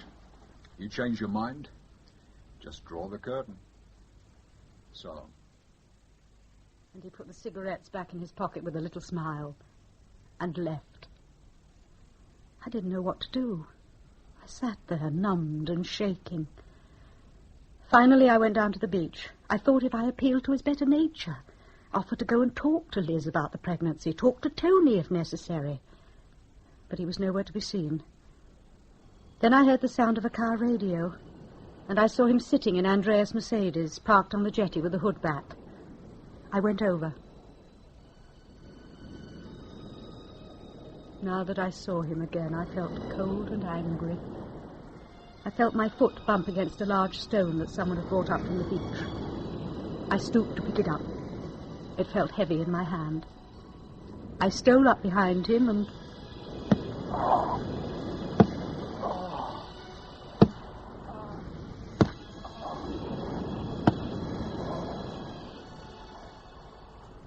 I don't know how many times I hit him.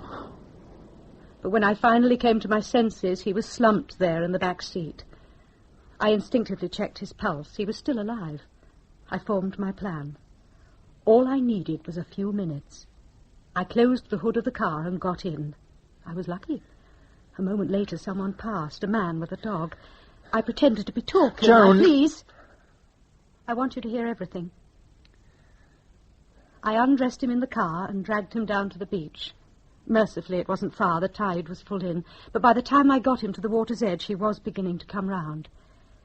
He opened his eyes and looked at me. And then he tried to say something. I pushed his head under the water and held it there. God. It was my life I was fighting for. My life with Tom. My happiness.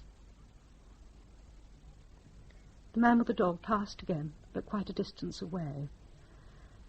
By this time I was sure Bruce was dead, so I went back to the car and collected his clothes together. There were some bloodstains on the jacket. I washed them out in the sea. Then I put the clothes in a pile, as I would have done for a patient. Nearly over now. I felt a sense of elation. Then I found this one sock. Where was the other? Could it still be in the car? I decided to go back for it. And then I heard the engine of the Sea Rock, the sound of an anchor train, Tom's voice. They were back. He and Andreas were back. In a few moments they'd be rowing ashore. I had to get home. But I couldn't think what to do with the sock. I should have taken it with me, of course, and burned it or buried it, but I didn't. One rotten sock. Come in, Sergeant. Your timing's perfect. I've admitted killing Bruce Welland. Now, may we please get the formalities over?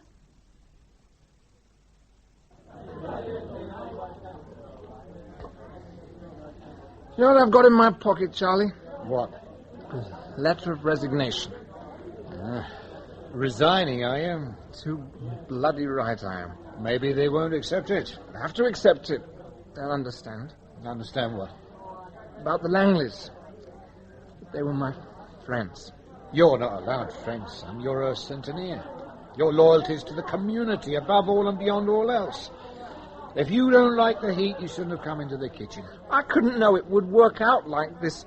Charlie, it was all so needless. For Pete's sake, the girl wasn't even pregnant. Let me tell you something.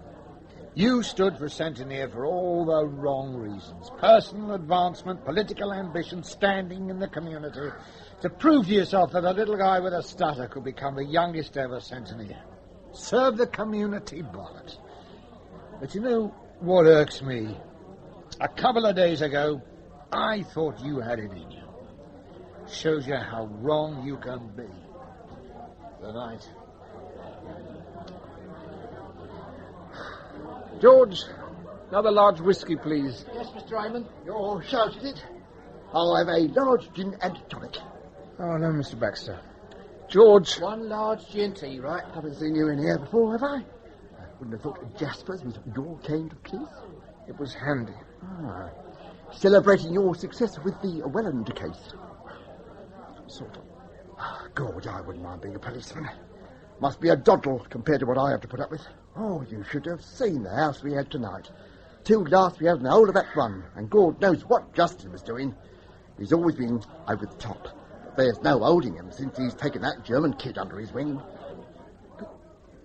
German kid? The stage carpenter, Wolf. Suddenly they're as thick as thieves. Oh, well, it's all part of life's rich tapestry, I suppose. The king is dead. Long live the queen. What? Oh. Yes, I dare say you're right. Oh. Did I say something funny? Oh, I must have. Oh. I'll get a cop for you tomorrow night. You're just what the show needs. A laughing policeman. What are you doing with that envelope? There wasn't any money in there, was there? No, Mr. Baxter. Well, where are you going? Home. To my wife and son. You haven't had your drink yet. His name's Martin. And if he ever says he wants to be a centennier, I shall be the proudest man in Jersey. Good night. That was The Centennier by Alan Downer, with Stephen Pacey as Richard Hammond, Rosalind Adams as Paula Hammond, Dilys Lay as Joan Langley, Nicholas Courtney as Tom Langley, John Warner as Tony Baxter, and Miranda Forbes as Liz Baxter. Mary Lynn was played by Shirley Cooklin, Justin Chichester by George Parsons, Julia Whitney by Patience Tomlinson, Bruce Welland by Chris Jenkinson, Sophie Lyons by Glynis Brooks, Andreas Wolff by Jonathan Elsom, Detective Sergeant Leclerc by Geoffrey Matthews, and Inspector Voisin and Mr. Moulin by David Goodison. David Brierley was the police doctor, Olive Crowe played Mrs. Haley, Stella Forge played Rosemary Matthews, and Stephen Garlick was Constable Ted, the constable in the ops room, and the barman. The play was directed by David Johnston. And so our centenier stands upon the shore, his duty done, his innocence drowned, and his faith restored. The waves wash away the footprints of the guilty, but they cannot wash away the truth. The sea forgets nothing. It merely whispers its memories in another tongue. We are reminded that in every small parish, in every quiet home, there is a storm of moral consequence. To keep the peace is easy. To keep one's soul is harder.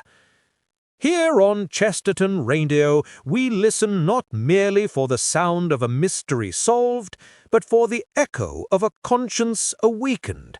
For the law is written in ink, but justice, like the sea, is written in eternity.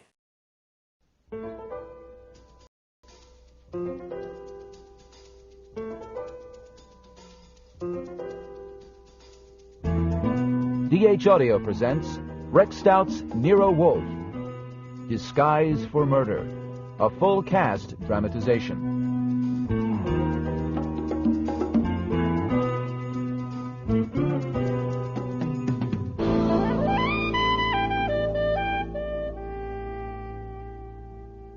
I had made 2 mistakes.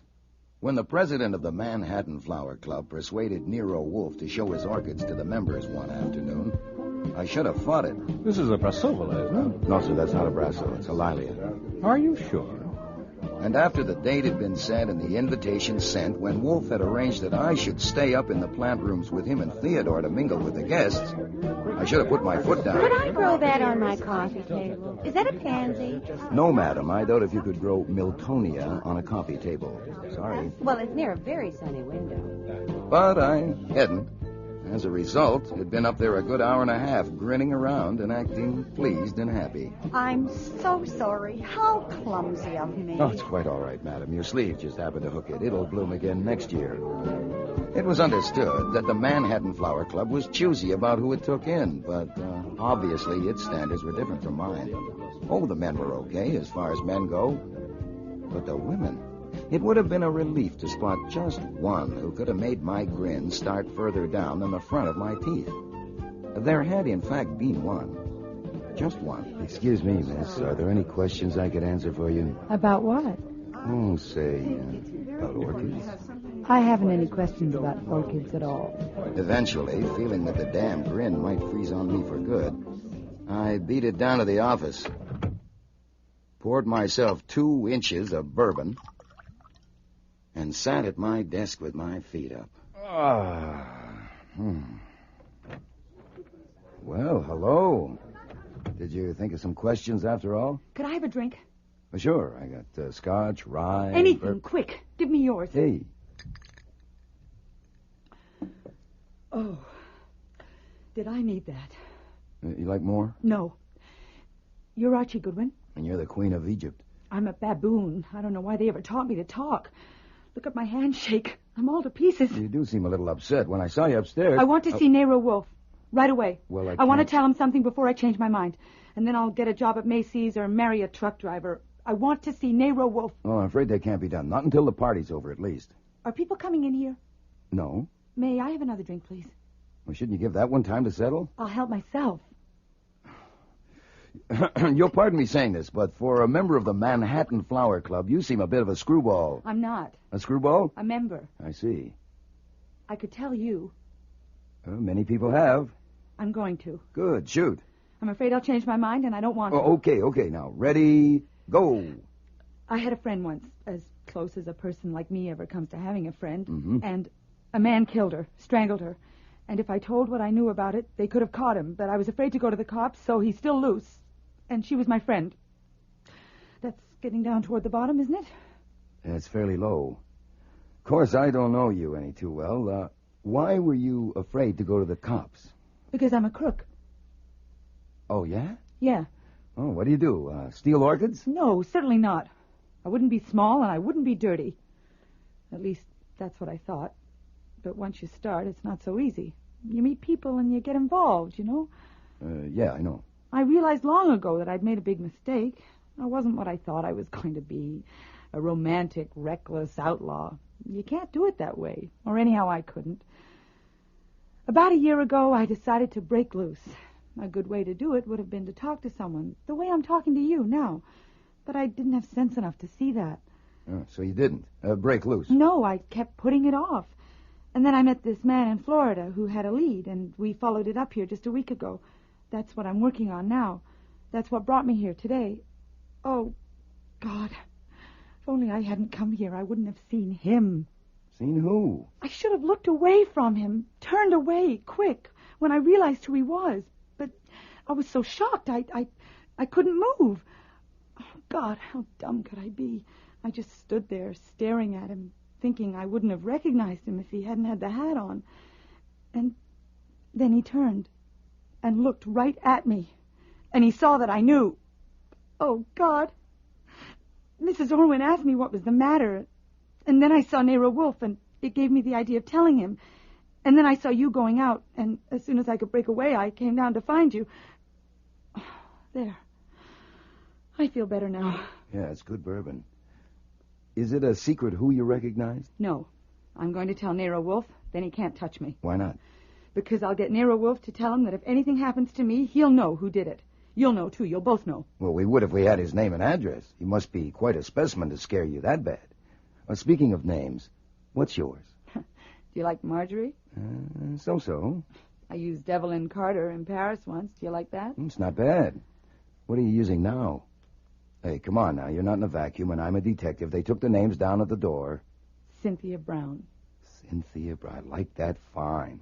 Now, upstairs you were with 2 men and a middle-aged lady. That's Mrs. Orwin. Yes. And she's the current customer, then, the lead you picked up in Florida. Yes, but that's finished. Since I'm telling you and Nero Wolfe, I'm through. Oh, the job at Macy's or marry a truck driver. Who did you recognize upstairs? Can anyone hear us? No, that door goes out to the front room. Today it's the cloakroom. This room's soundproof, including the doors. This has to be done the way I say. Sure, why not? I wasn't being honest with you. Oh, well, I wouldn't expect it from a crook. Start all over again. I don't just want Wolfe because I'm scared. I'm scared, all right, but I want him to get that man for murder. Will he do that? Well, he might. Now, what kind of evidence have you got? Have you got any? I saw him that day in her apartment. Whose apartment? My friend's, the one I told you about. I stopped in to visit her that afternoon. I was just leaving. Doris was inside the bathroom. And as I got near the entrance door, I heard a key turning in the lock. And that man came in. When he saw me, he just stood and stared. I knew Doris didn't want me to meet her bank account, and of course I assumed it was him making an unexpected call, so I mumbled something about Doris being in the bathroom and got the hell out. Oh, God, if I'd known. I went and kept a cocktail date, and then phoned Doris's number to ask if our dinner date was still on, considering the visit of the bank account. There was no answer. They found her body the next day. There wasn't a word about the man in the papers. No one had seen him come or go. And I didn't open my mouth. I was a lousy coward. And you just saw that man again upstairs looking at the orchids? Yes. That's a pretty good script. Look, it is no script. I wish to God it was. Okay. He looked straight at me, and his eyes... Yes? Archie? Yes, sir. What the devil are you doing down there? Come back up here. Soon. I'm talking with a prospective client. This is no time for clients. Come at once. I have to go upstairs. Mr. Wolfe sounds a little pressed. Do you want to wait here? Yes. If Mrs. Orwin asks about you... I didn't feel well and went home. Okay. Now, it shouldn't be long. The invitations say 2:30 to 5. If you want a drink, help yourself. We'll keep the door closed. Well, what name does this murderer use when he goes to look at orchids? Come on, damn it. What's his name? I don't know. You don't? No. Well, describe him, then. You wouldn't believe... Not now. I want to see what Nero Wolfe says first. Look, if you can't trust me... Oh, it's not that. Honest. Look, I might as well tell you. You'd never want any part of me anyway. This is the first time in years that I've talked to a man just straight. You know, just human. You know, not figuring on something one way or another. I've enjoyed it very much, Mr. Goodwin. You just call me Archie. But describe him for me. Just sketch him out. Not until Nero Wolfe says he'll do it. You'll understand why then. I had to leave it at that. Upstairs in the plant rooms, Wolfe shot me a look of cold fury, and I turned on the grin. I found the party Cynthia, if that was her name, had been with. Mrs. Orwin? Yes. Well, how did you know my name? The young lady that was with you. My sister? I guess so. You are... Colonel Percy Brown. Yeah, Miss Brown asked me to tell you that she went home. I gave her a little drink. It seemed to help, but she decided to leave. Oh, dear. Was she all right? She's perfectly healthy. There's nothing wrong with her. For her, you should have made it 3 drinks, 3 big ones. Just handed the bottle. Be quiet, Jean. Certainly, Mama. Percy, perhaps you should go and see about her. It's not necessary, Mimi, really. Yeah, she's all right. I left Mimi, Percy, and Jean and moved around among the guests, being gracious and keeping my eyes peeled. I had been known to have hunches. And it would be something for my scrapbook if I picked up the killer of Doris Hatton, and it turned out to be Sunfast. Cynthia Brown hadn't given me the Hatton, only the Doris, but that was enough. The papers had given it a big play, of course. Beautiful young woman, no visible Manhattan apartment. A great deal had been made of the fact that the yellow silk scarf she'd been strangled with had the Declaration of Independence printed on it. I kept on the go through the plant rooms, leaving all switches open for a hunch, but it wasn't till nearly 5 o'clock when it happened. A guy at the north bench leaned over to pick up a plant, and I got a buzz at the back of my neck. It was the way his fingers closed around the pot, especially the thumbs. No matter how careful you are of other people's property, you don't pick up a 5-inch pot as if you were going to squeeze the life out of it. Nice flower. What color do you call the sepals? Nanking yellow. Nanking yellow. How very persuasive. He put the pot back and marched off without another word. I followed him up to the landing and down 3 flights of stairs. There were only a few stragglers left in the hall, and Saul Panzer was at the door letting them out.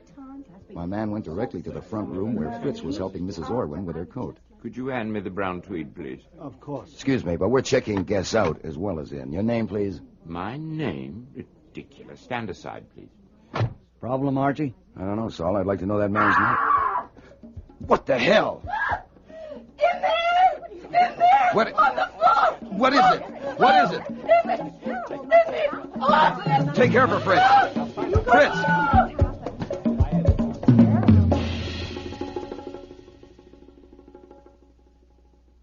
I'm here, Arch. It's too late, but send Fritz down the block for Dr. Vollmer. Right.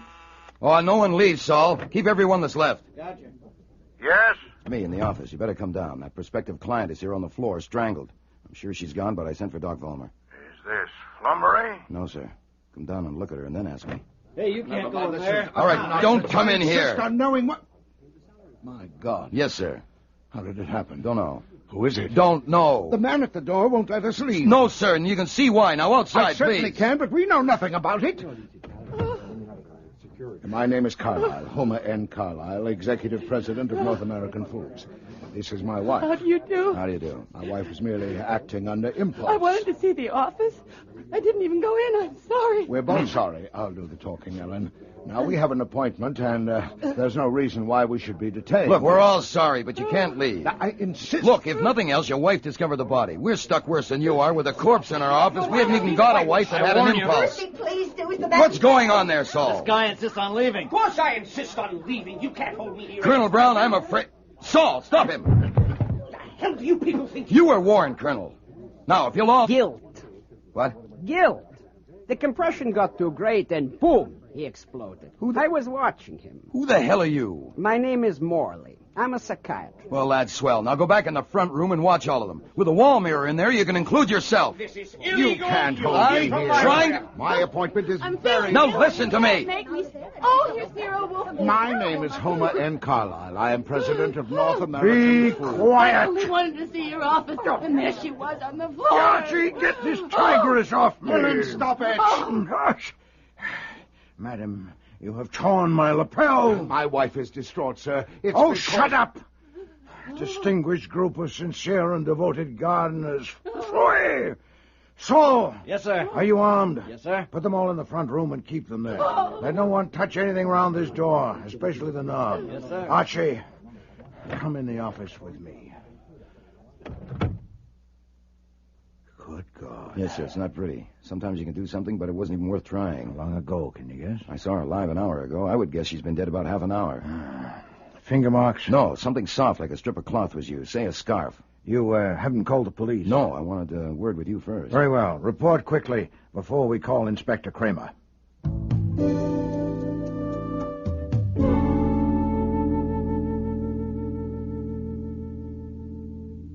Saul, Yes, Inspector? you and Fritz were in the hall all afternoon. The hall and the front room, yeah. Who did you see enter or leave the office?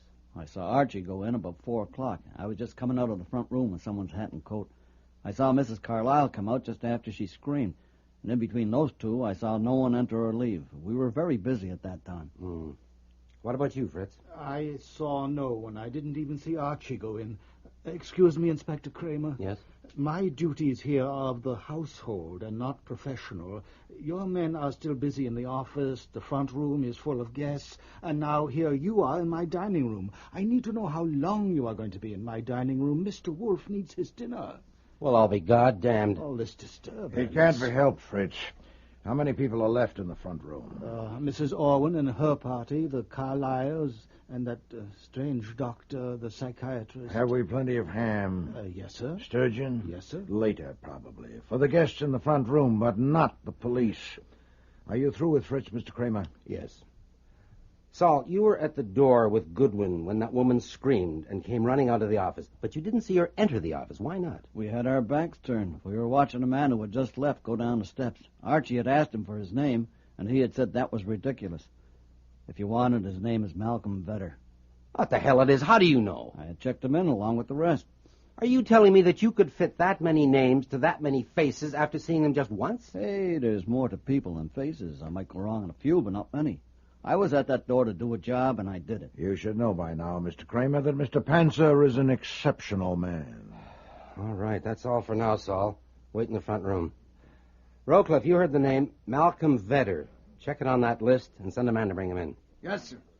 Jesus, there are 219 names on that list. Yes. This house won't hold that many. Not all at once. They came and went. Oh, great. Goodwin's story. I mean, the girl's story as Goodwin told it. You got it exactly as she told it to me. Sure I did. Nothing saved, nothing held back? No. What do you make of the girl's story, Wolf? Well, what followed seemed to support it. I doubt if she would have arranged for her death just to corroborate a tale. I accept it. I credit it. What do you know about the killing of Doris Hatton? Oh, newspaper accounts. Love nest killing in Manhattan's most exclusive apartment building. Who paid the rent? Something like that. Yeah. Why can't police find him? Are they protecting him? I don't read the tabloids. 3 of our best men spent a month trying to start a trail. One of them is still working on it. Nothing. Not .1. Yes, I sympathize. Oh, you sympathize. Great. Well, maybe you can sympathize with the way I feel about the fact that Goodwin sat there in your office and was told that that man was right here on these premises. And did he pick up a phone and call us? No, he went upstairs and watched to see if anybody squeezed some flower pot. You're irritated, Inspector. Not that he was on the premises, but that he had been. Also, I was taking it with salt. The girl was a screwball. Also, she was saving specifications for Mr. Wolfe. Also, I know you. How many of the 219 guests were men? I'd say a little over half. And how do you like it? I hate it. Mr. Kramer, something has occurred to me that does not seem to have occurred to you. Naturally, you're a genius. What is it? Something that Mr. Goodwin told us. I want to consider it a little. We could consider it together. Later. Those people in the front room are my guests. Can't you dispose of them? Yeah, I'd like to dispose of them. Let's see the woman who found the body. What's her name, Carlyle?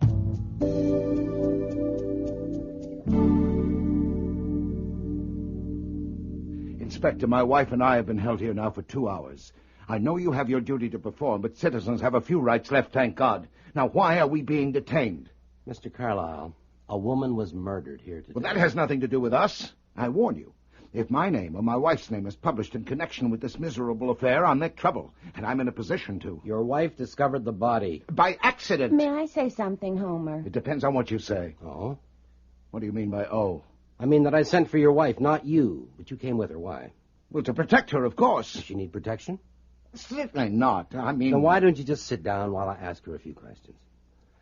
You wanted to say something, Mrs. Carlyle. Only that I'm sorry for the trouble I've caused. There, do you see? I wouldn't say you caused any trouble exactly, except for yourself and your husband. The woman was dead whether you went in there or not. Now, I have to ask you some questions, if only as a matter of form, because you discovered the body.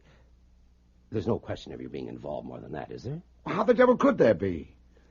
How long had you been downstairs before you went into the office? Oh, we had just come down. I was waiting for my husband to get his things. Had you been downstairs before that? No. Well, only when we came in. What time did you arrive? A little after 3, I think. At 3:20. Were you and your husband together all the time, continuously? Of course. Well, you know how it is. He would look a little longer at something sometimes, and I would move on a little. We were together the whole time. Do you see what I meant, Inspector? My wife has a habit of being vague. This is I'm just not actually vague.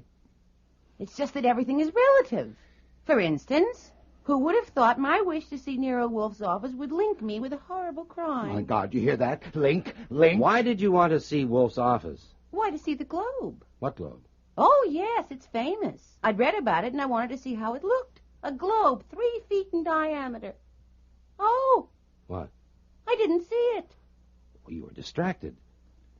By the way, did you know her? Had you ever seen her before?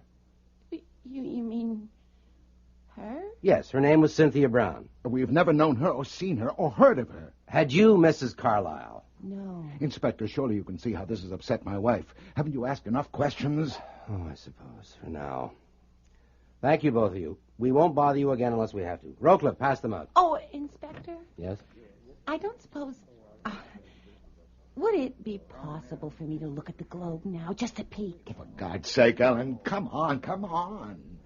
Excuse me, sir. What is it, Rowcliffe? We're all through in the office, sir. We've covered everything. Nothing is being taken away, and it's all in order. We were especially careful with the contents of the drawers of Wolfe's desk. And My desk? You went through my desk?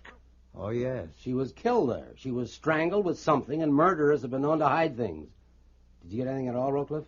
I don't think so. Of course, the prints have to be sorted, and there'll be lab reports. How do we leave it? Seal it up, and we'll see tomorrow. You stay here and keep a photographer. The others can go. What? Have that woman sent in, Mrs. Irwin. Orwin, sir? I'll see Wait her. a minute. You're going to seal up what, the office? Well, certainly. You don't mean that. We work there. We live there. All our stuff is in there. Go ahead, Lieutenant. Mr. Kramer, have you the effrontery It's routine. If that's a lie, it is not routine. It's my routine. Your office is not just an office. It is the place where more fancy tricks have been played than any other spot in New York. When a woman is murdered there, sealing it is routine. No, Mr. Kramer, I'll tell you what it is.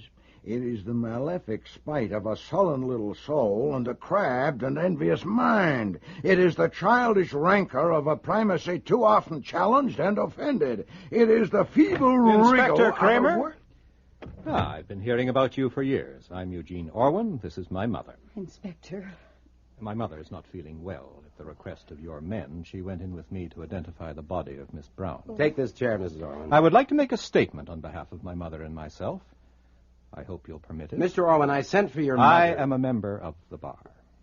A statement would be welcome if it's relevant. I thought so. So many people have an entirely wrong idea of police methods. We come across that. Now, since Miss Brown came here today as my mother's guest, it might be supposed that my mother knew her well. But actually she doesn't. That's what I want to make clear. Go ahead.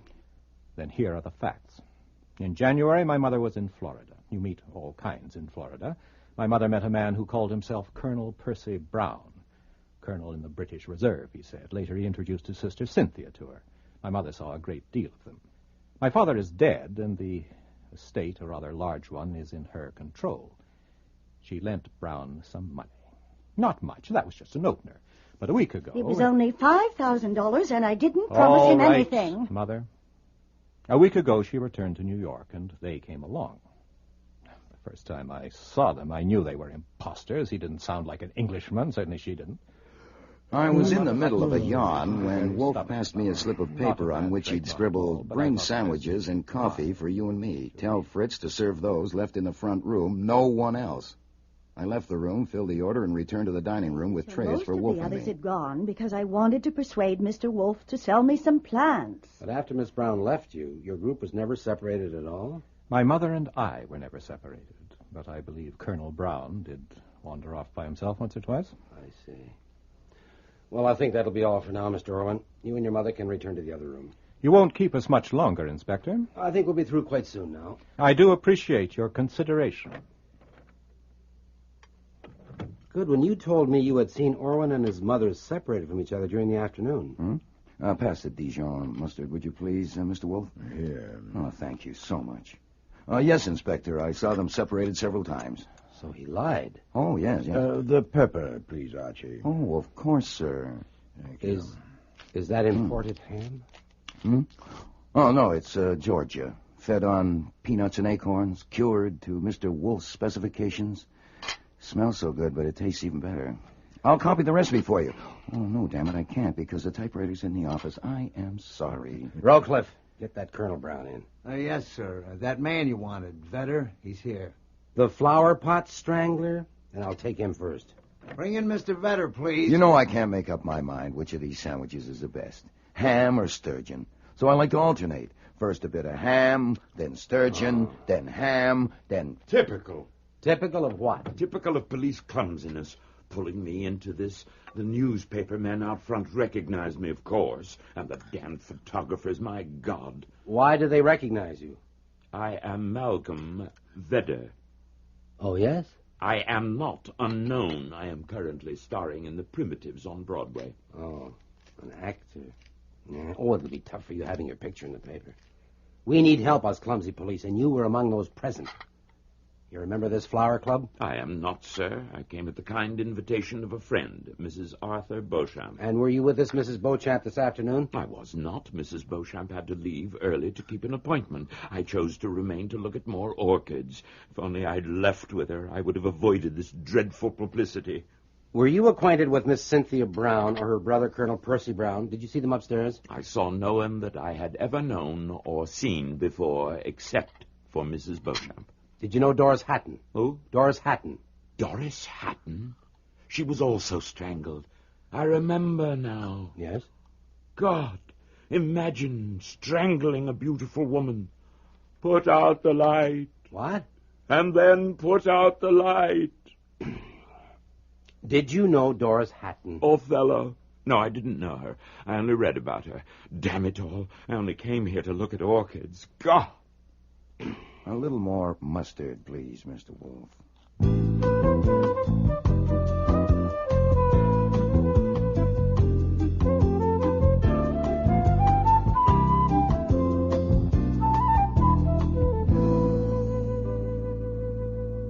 Your name, please. My name is Colonel Percy Brown. Which army are you in? I think it will save time if I state my position. I will answer fully and freely all questions that relate to what I saw or heard since I arrived here this afternoon.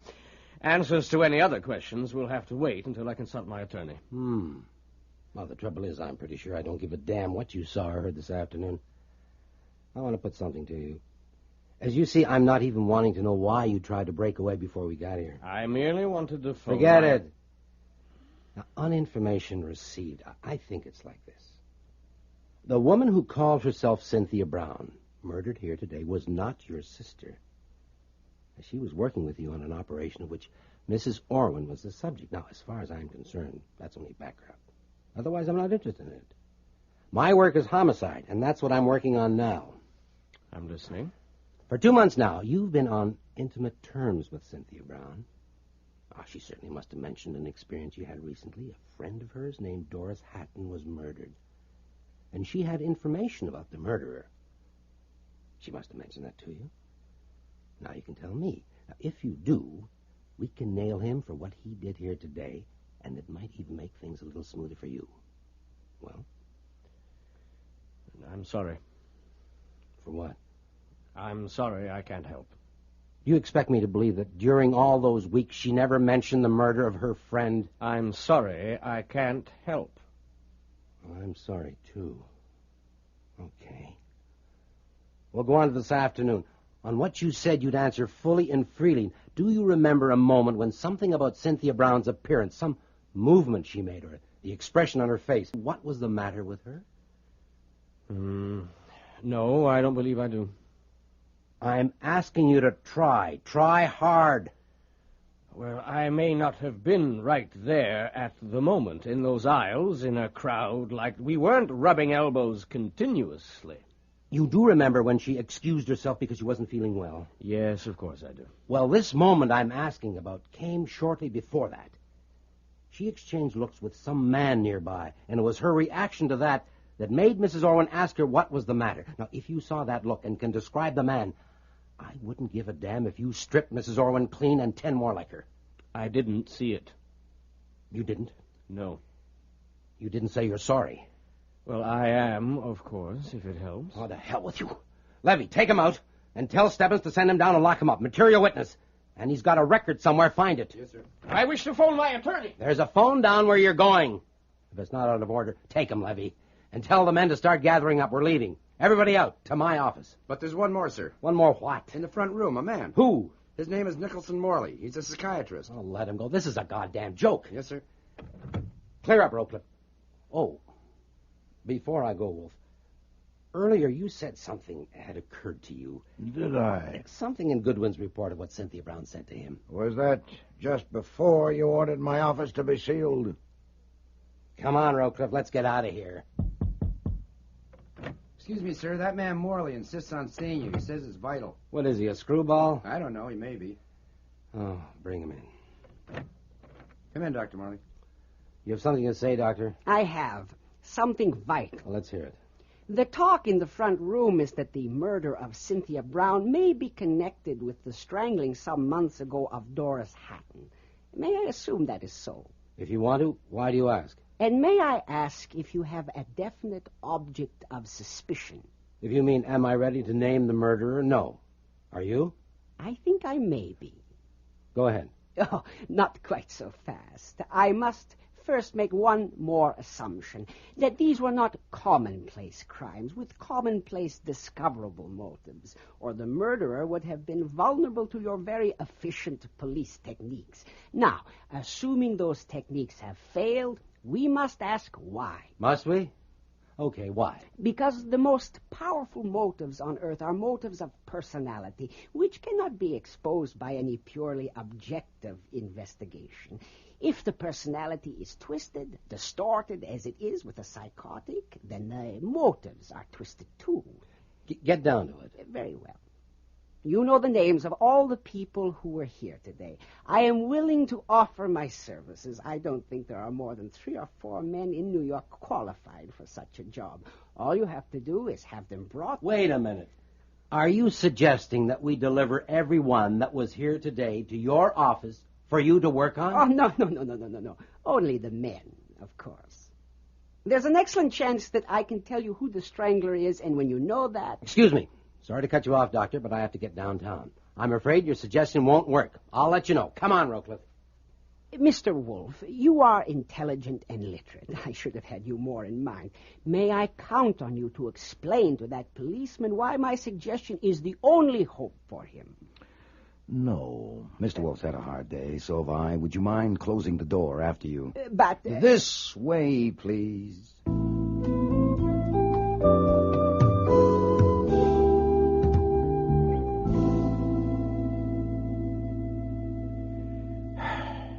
They've all gone. Everyone. Go and look at the office door. I did. It's sealed. Malefic spite. Huh? Oh, this isn't a bad room to sit in. Archie, I want to ask you something. Yeah, shoot. Do you accept without reservation the story Miss Brown told you? In view of what happened, yes. All right, then assume it. Assume that the person she had recognized followed her downstairs and saw her enter the office to join you. That he waited until you came out and went upstairs. That he took an opportunity to enter the office unobserved, got her off guard, killed her, got out unobserved, and returned upstairs. All of those assumptions seem to me to be required unless we discard all that and dig elsewhere. I'll take it that way. All right. Then we have significant indications of his character. Now consider it. He's killed her and is back upstairs, knowing that she was in the office talking with you for some time. He'd like to know what she said to you, specifically whether she told you about him, and if so, how much. Yeah. Now, I put it to you, with that question unanswered, would a man of his character leave the house? Or would he prefer the challenge and the risk of remaining until the body had been discovered to see what you would do? I'll be damned. He would stick around till the body was found. And if he did, then he's one of the bunch Kramer's been talking with. So that's what occurred to you that Kramer didn't get, huh? No, by no means. That's a different matter. This is merely a tentative calculation for a starting point. If it's sound, I know who the murderer is. Well, if you want me to get him on the phone, I'll have to use one in the kitchen. I want to test the calculation. So do I. But there's a difficulty. Huh? The test I have in mind, the only one I can contrive to my satisfaction, only you can make. And in doing so, you'd have to expose yourself to a great personal risk. Well, since when have you flinched or faltered in the face of danger to me? No, this danger is extreme. And so is the fix you're in. The office is sealed, and in it are the book you're reading and the television set. Now, let's hear the test. Very well. The decision will be yours. Pass me the Manhattan telephone directory and an envelope from that bureau drawer there. Take paper for yourself. Here you are. Now, take this down while I look up the address. She told me who to send this to, and more. I have kept it to myself because I haven't decided what is the right thing to do. Stop. I would like to have a talk with you first, and if you will phone me tomorrow, Tuesday, between 9 o'clock and noon, we can make an appointment. Please don't put it off, or I will have to decide myself. I gather from the grammar I signed my name. Oh, yes. Hell, we could forget the calculation and send this to every guy on that list and wait and see. I prefer to send it to only one person, the one indicated by your report of that conversation, the one to whom I am addressing this envelope. There. That will test the calculation. And save postage. The extreme danger, I suppose, is that I'll get strangled? I don't want to minimize the risk of this, Archie. I'll have to go to Times Square right away and mail this. May I have the envelope, please? Of course. There you are. I don't believe it.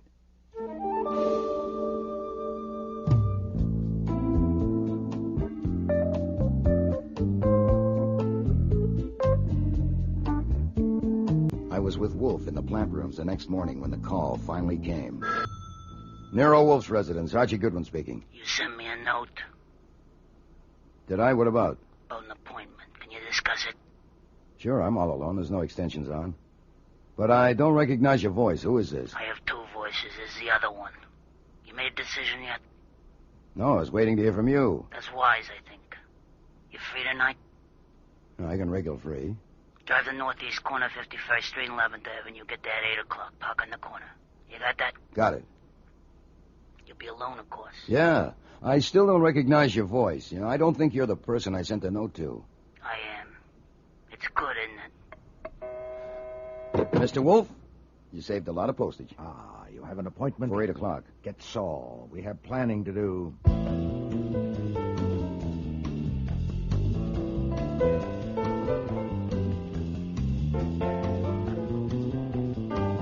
By the time I left to keep the appointment, we had no less than 7 contingency plans.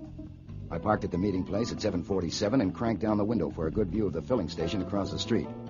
At 7:59, exactly on schedule, a taxi pulled in and stopped by the pumps, and the driver got out, lifted the hood, and began fiddling around inside. Saul was in the passenger seat. I rolled up my window and waited. A kid, barely old enough for high school, was motioning to me. Follow the instructions to the letter, or there will be no meeting. Jesus. Goodbye, Saul Panzer. Hello, contingency plan number 2. The instructions that followed gave a driving route so complex that even Saul couldn't have followed without being spotted, especially since I had a chaperone. A dark blue sedan followed my every turn for a full hour and a quarter that I drove in circles around New York till I arrived at my destination, a dingy warehouse near the East River. I parked as instructed in the note and waited. The sedan pulled up behind me and I worn stairs and walked down a dingy hall to the rear of the building. In here. You sure that's him? What do you think? He'd be here if I wasn't? Okay, bud. Take off your hat and coat and sit in that chair. Hey, hold it. I haven't explained yet. All right, now the idea is simple. The man that's coming to see you don't want any trouble. He just wants to talk. So we tie you in that chair and we leave. He comes, you have a private talk. He leaves, we come back and cut your plane. What if I won't do it? Then he don't come and you don't have... Out now. Go ahead. We get paid anyhow. You want to see this guy? There's only one way.